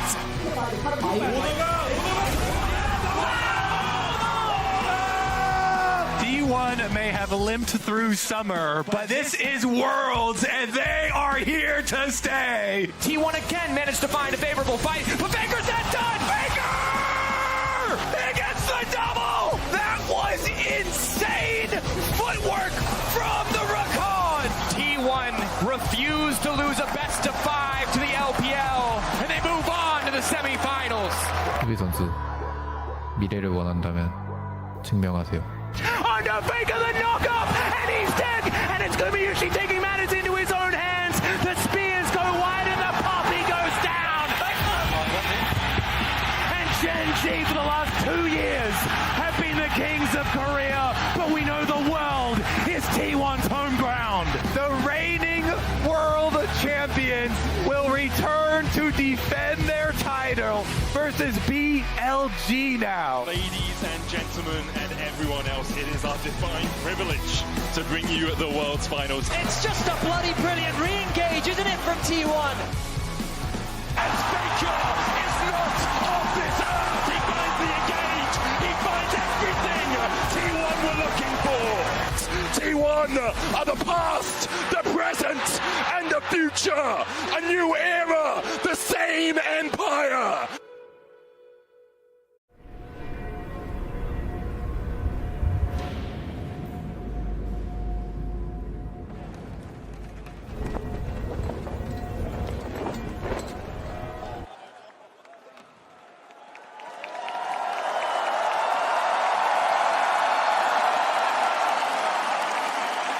London, please give it up for your reigning and continued world champions, T1!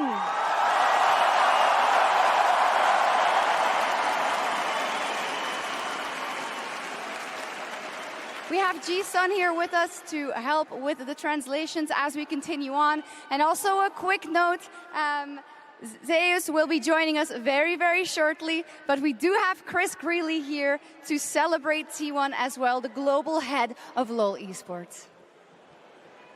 Thank you, Shox. What a series that was. Congratulations, T1, our 2024 world champions. We are beyond excited to crown you as this year's champions and welcome you to the legacy of greatness. 2024 월드 챔피언십 우승을 다시 한번 정말 축하드립니다. 이 자리에서 함께 여러분들의 위대한 유산을 이루어내는 시간을 함께 보낼 수 있게 돼서 정말 큰 영광입니다. Your journey throughout the season and the tournament was nothing short of incredible. It was a joy to watch you rise to the top and claim your victory. You have made your fans, all of these fans, and the LCK very proud. 올 한 해 T1의 여정, 그리고 이번 월즈에서 T1의 여정은 정말 경이로웠습니다. 이렇게 또 한 번 우승을 이뤄내면서 여기 계신 모든 팬분들, 시청하신 모든 팬분들, 그리고 LCK를 자랑스럽게 만들어주셨습니다.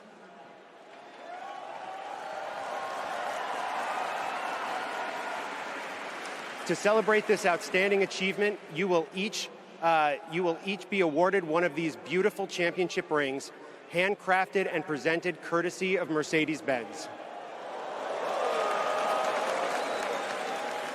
오늘의 월드 챔피언십 우승을 기념하기 위해 또 한 번 메르세데스 벤츠에서 특별히 제작하는 챔피언십 링도 수여받을 예정입니다.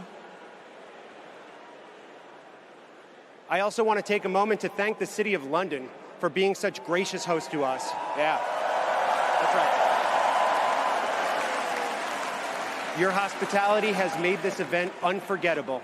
And of course, a huge thanks to all of the fans who joined us here in person, as well as everyone watching from around the world. Your passion and excitement have made these worlds truly special, so thank you all.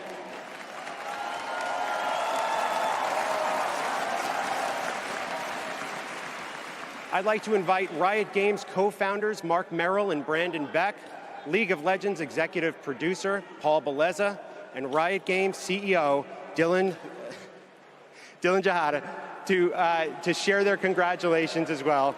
GG to your world champions, T1. I still loved it. Yeah.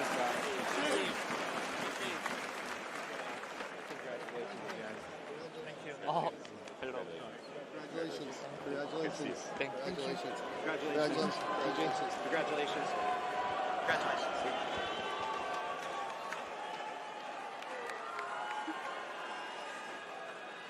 Thank you so much, Chris. Now it is, of course, time to hear from our winning team. We have gathered that perhaps the players don't have the perfect audio, but we will go along as we see and hope that they can understand us as we ask these questions. So let's fire off the first one. Faker, I have to go to you first.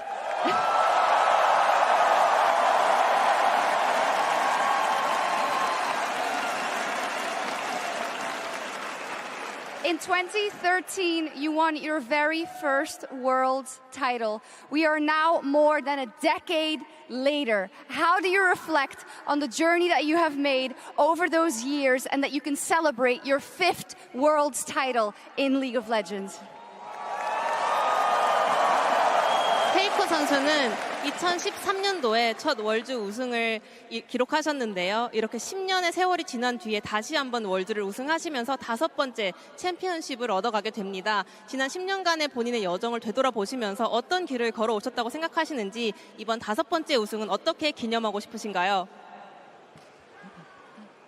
네, 또 이렇게 우승이라는 기회가 찾아와서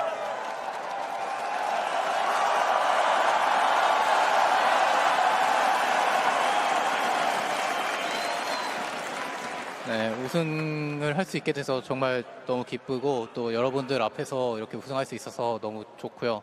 또 이제 이번 우승은 또 팬분들이 열심히 응원해 주셨기 때문에 있었던 것 같습니다.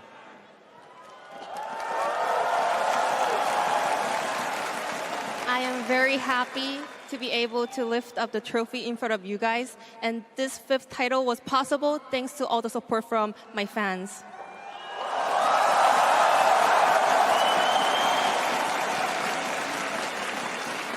Keria, congratulations, and once again we saw how you react to these big moments, be it in the moments where you can't grind out the victory and in the moments where you can. Can you look back on these last 3 years and what you've done with this T1 roster and tell me about how proud you are at what you have achieved? 캐리어 선수 그리고 또 한 번 굉장히 주요한 순간마다 멋진 플레이를 보여주셨습니다. 지난 T1과 함께한 3년의 시간을 되돌아보면 이겼을 때도 있었고요. 졌을 때도 있는데요. 이제 오늘 우승과 함께 지난 세월을 되돌아봤을 때 팀원들과 어떤 멋진 길을 걸어왔다고 생각하시나요? 일단 T1에 오고 나서 좋은 팀원분들과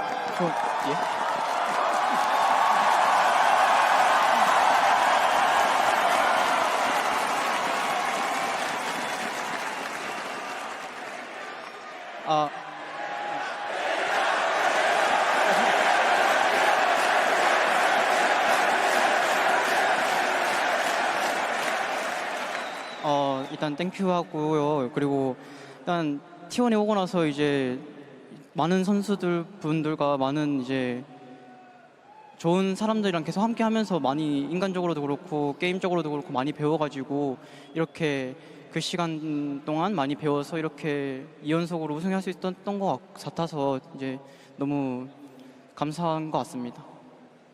First of all, thank you for the chance, everyone. Thank you. Ever since I joined T1, I was surrounded by amazing people, and thanks to them, I was able to mature and grow so much as a player, but also as a person. And because of that, I was able to claim this back-to-back championship.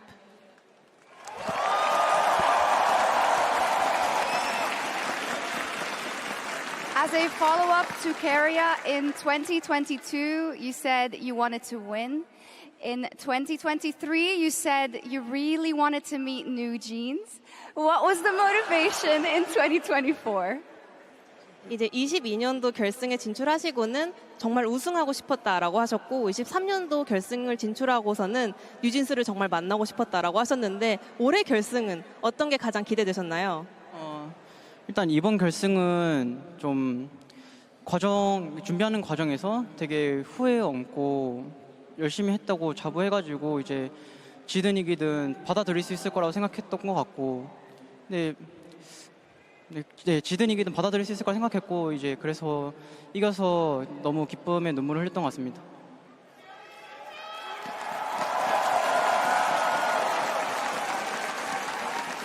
Looking back at the journey we had throughout Worlds this year, I am extremely proud of the path that we were walking on. So I was thinking to myself, regardless of the outcome, I will be just really happy and proud of ourselves. And I am very grateful that I managed to win this back-to-back title. So I was in tears.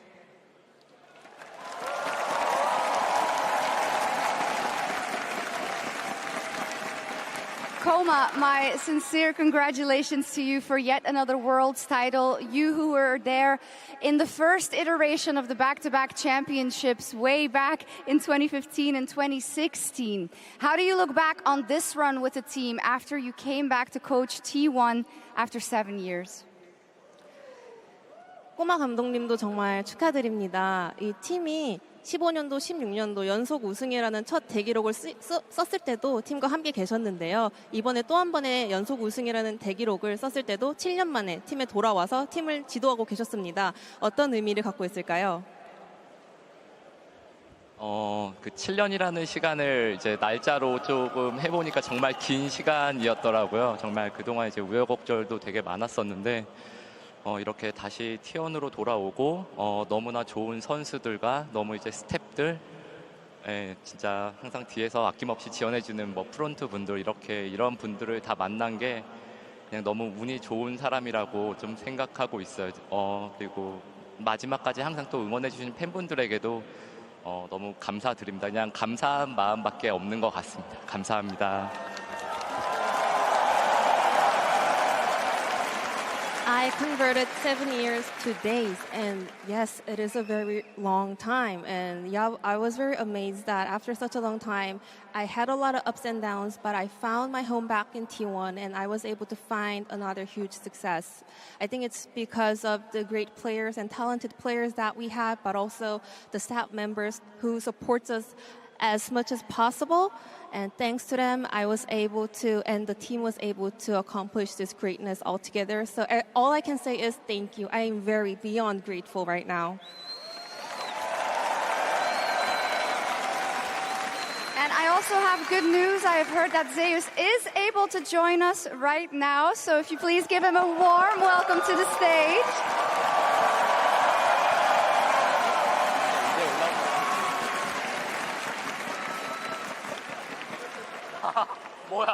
Zeus, are you okay? 괜찮으신가요, 제우스 선수? 네, 좋아요. 좋아졌어요. Very good, very good. Much better. Much better. I'm glad you. When it comes to this game 5, Zeus, you counterpicked Bin's Jax, and I know that in your career there have been moments where people have counterpicked you and it didn't end up so well. So talk to me about the confidence you must have had going into this game 5 to secure T1 the championship. 오늘 정말 중요한 5세트에서 빈 선수의 잭스를 제우스 선수만의 카운터 픽으로 완벽하게 정복했습니다.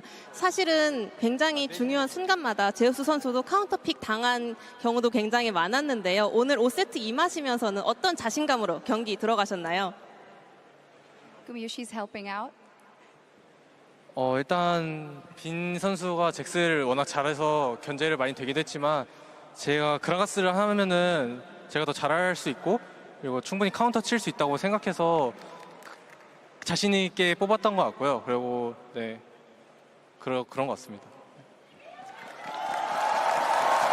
I mean, Bin's Jax obviously is very, very strong. We were wary of it, but also I was pretty confident that with my counter pick, with our play, we'll be able to overcome this. So I was entering the rift with a lot of confidence. Yes, we definitely saw it. Owner, you have been a pillar for the team this year when it wasn't always going so well for T1. How do you reflect on all the work you have done for T1 and the work you have contributed in this phase of your career to the 2 Worlds victories that T1 was able to book? 오너 선수 그리고 올 한 해 T1의 조금 흐름을 돌이켜 보자면 힘들 때도 오너 선수가 언제나 단단한 기둥처럼 팀을 밑받침해주는 역할을 많이 해오신 것 같습니다. 지난 2년간 T1의 2연속 월드 챔피언십 우승의 여정을 돌이켜 볼 때 오너 선수가 팀에 어떤 그런 승리에 기여를 했다고 하시는지 지난 여정을 어떻게 좀 감상하시나요? 네. 어쨌든 2년 동안 저희가 이렇게 우승을 했기 때문에 굉장히 많이 기여를 했다고 생각하고요. 그리고 또 이렇게 좋은 선수들과 함께 할 수 있는 거에 대해서 너무나 좋게 생각하고 있어서 그래서 좋은 결과까지 나오는 것 같고 또 그리고 저희가 힘들 때나 좋을 때나 언제나 저희 T1을 응원해 주신 팬분들이 너무나 많다고 생각이 들어서 그 팬분들 덕분에 저희가 안 좋은 상황에도 불구하고 좀 잘할 수 있는 동기부여가 되는 것 같아서 팬분들한테 너무나 감사하다는 말씀 좀 드리고 싶습니다. First of all, we won back-to-back championship, so that's a contribution there. Also, I mean, yeah, there were some hard times, but there were also some good times. But looking back at the entire journey, I can say for sure that I was surrounded by amazing players, so we were able to accomplish this greatness together. Also, sometimes there were moments where the hardships were getting us, but thanks to the support from the fans, we were able to overcome it, and you guys are my biggest motivations.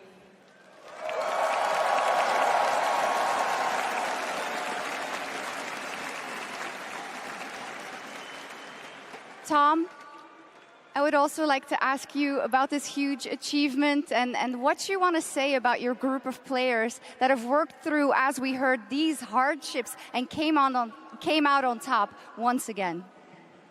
톰 코치님께 여쭤보고 싶습니다. 정말 올 한 해도 여러 가지 역경을 딛고 산전수전 다 같이 함께한 동고동락한 우리 선수분들께 해주고 싶은 말씀이 있을까요?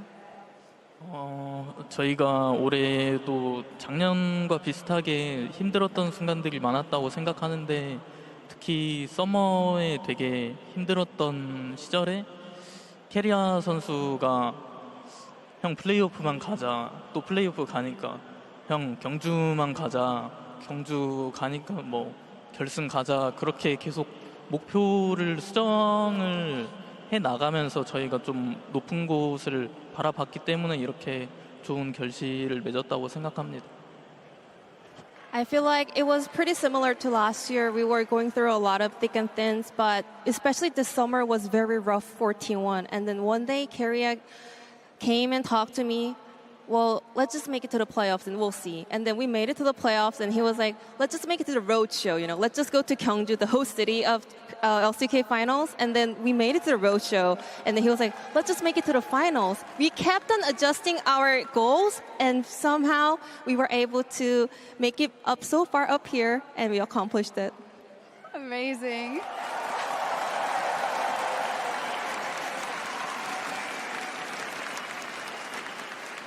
Gumayushi, congratulations on another world title.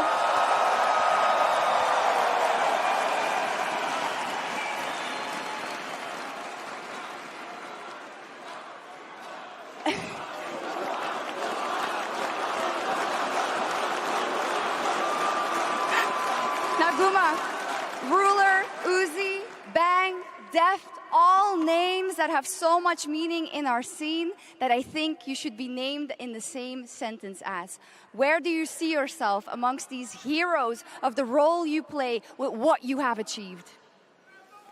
또 하나의 월드 챔피언십 우승 타이틀을 얻게 되신 것 정말 축하드립니다. 위대한 원거리 딜러 선수들을 돌이켜봤을 때 항상 거론되는 우지 선수, 룰러 선수, 뱅 선수, 데프트 선수가 있는데요. 이제 오늘의 우승과 함께 더불어 이제 구마요시 선수도 그들과 어깨를 나란히 할 수 있다고 생각합니다. 구마요시 선수 개인적으로 이런 위대한 선수들, 전설적인 선수들과 견주어 봤을 때 본인이 어느 정도까지 올라왔다고 생각하시나요?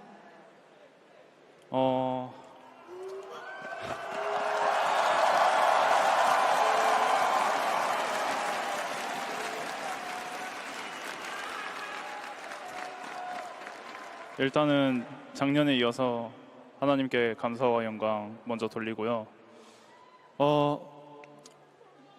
지금은 그 역대 그 최고의 선수들과 아직 비슷하다고도 말할 수 있겠지만 아직 모자랄 수 있다고 생각하고요. 하지만 제가 데뷔하기 이전부터 제 목표는 역대 최고의 원딜이 되는 거였기 때문에 언젠가 반드시 정상에 서겠습니다.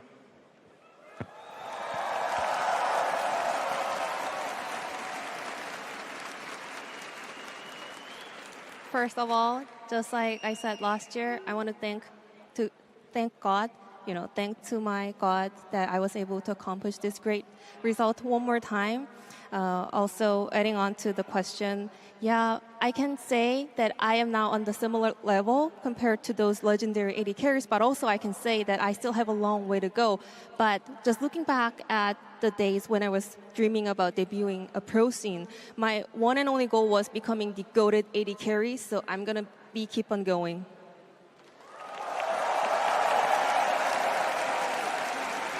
And of course, we have to ask Guma, because of the croissant last week and now spending a week in England, how have you been enjoying the cuisine here in London? 그리고 지난주에는 파리에서 멋진 크로아상과 함께 파리의 여정을 마무리하셨는데 이제 런던에서 일주일 머무르셨잖아요. 런던에서 미식 생활은 좀 즐길 수 있었나요? It's good.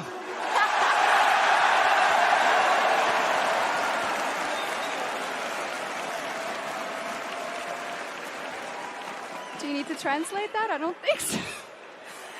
Okay, now, while you are, of course, all champions, it is now time to acknowledge the contribution of one player in particular, our Oppo Finals MVP.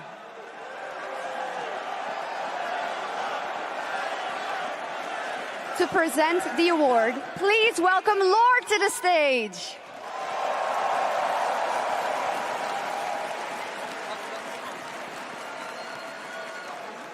Thank you so much, Sharks.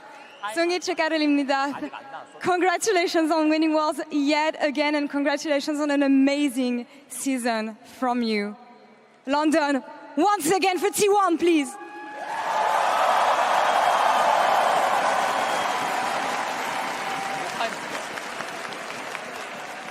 Based on votes cast by a panel of experts, each representing the regions competing at Worlds this year, your 2024 Oppo MVP is Faker!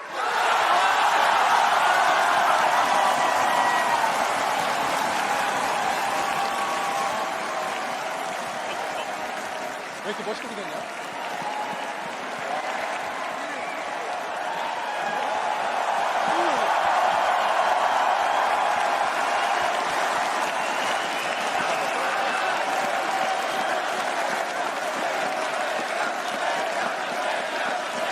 Faker, congratulations on a second MVP trophy. The first one was in 2016. You're the first player to achieve this. When you think of 2016, how much of a different player are you today?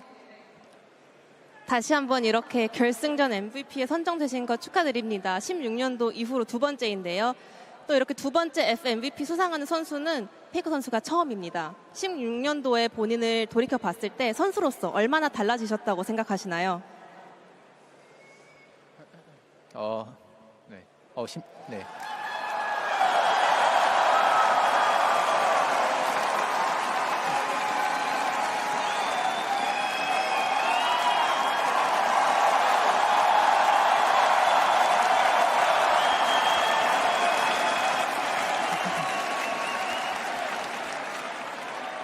네, 16년도 때 뭐 MVP 받은 게 잘 기억이 안 나가지고 정확히 뭐 신경을 안 쓰고 있었는데 이번에도 사실 MVP는 별로 신경 안 썼었는데 이렇게 또 받게 되니까 되게 감사한 것 같고 그때나 지금이나 저는 뭐 좋은 팀원들이 잘 해줬기 때문에 이런 결과가 따라오는 거라고 생각해서 중요한 거는 저는 우승했다는 게 가장 기쁜 것 같습니다. 네.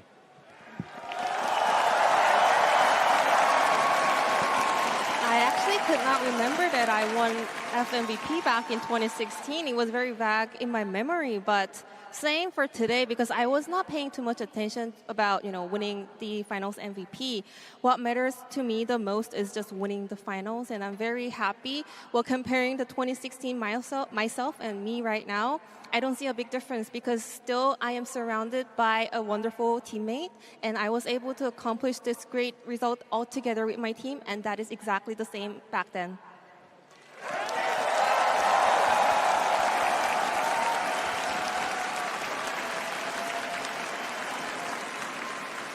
I know that you don't care about milestones. I know that you don't care about breaking records. So 11 years in, after everything you achieved, what is your motivation? What do you fight for? 또 페이커 선수는 사실은 기록도 나에게 크게 중요하지 않다. 업적을 쌓는 것 크게 중요하지 않다. 승리하는 것이 가장 중요하다라고 언제나 말씀해 주신 선수인데 이 오랜 세월 동안 활동하시면서 또 한 번의 우승, 또 한 번의 FMVP 수상을 하셨는데 여전히 본인에게 가장 큰 동기부여나 동력은 무엇인가요? 일단 뭐 가장 큰 동기부여는 저는 이제 팬분들이 또 저를 보고 또 또 긍정적인 에너지를 많이 얻어 가셨으면 하는 마음이 항상 큰 것 같고요. 그래서 계속해서 열심히 준비하고 스스로 굉장히 의미 있다고 생각하는 결과를 만들 수 있는 것 같습니다.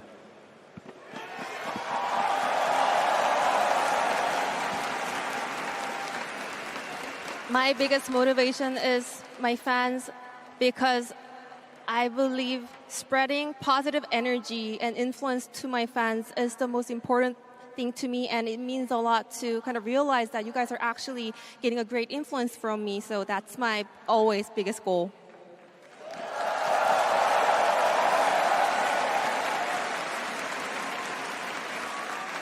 Now, last question that I have for you. 11 years ago, you were winning your first world title. When you think about the person you were back then, if you were to send a message to this young boy who was about to win his very first world championship, now that you have 5 stars on your jersey, what would you tell yourself? 11년 전 13년도에 첫 월드 우승을 하셨고 정말 또 오랜 세월이 지나서 다시 이 자리에 와서 또 한 번의 우승을 이루어내셨습니다. 그 시절에 어린 소년 페이커 선수가 막 월드 우승을 하려고 했을 때를 지금 바라볼 수 있다면 어떤 감정이 들 것 같으신지, 이제는 정말 엄청난 경력을 쌓으셨고 5번째 별을 유니폼에 달 수 있게 되었습니다. 그 어린 페이커 선수에게 하고 싶은 말씀이 있을까요? 즐기라고 하고 싶습니다. Go ahead and have fun.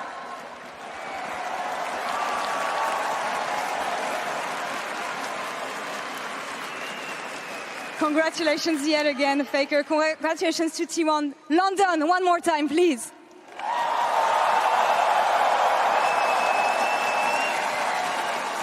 Now, before our champions lift the trophy one more time, I'd like to take a moment to acknowledge all of those who made Worlds 2024 the incredible event we've lived and breathed over the last 6 weeks. The 20 teams who traveled from every corner of the globe, their support staff, their families, their friends, all of you guys, the host regions we had, Germany, France, the UK, all of the teams we have competing all around the world all year long. Our tireless effort, the support team, our production, the event teams we have, thank you to all of you.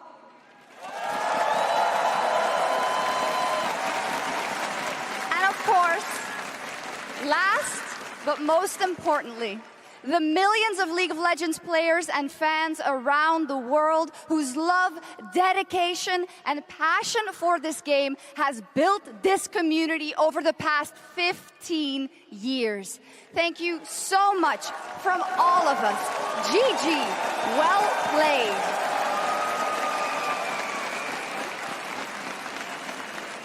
We love you. And now, one last roaring time for T1 as they lift the trophy again as your 2024 League of Legends World Champions.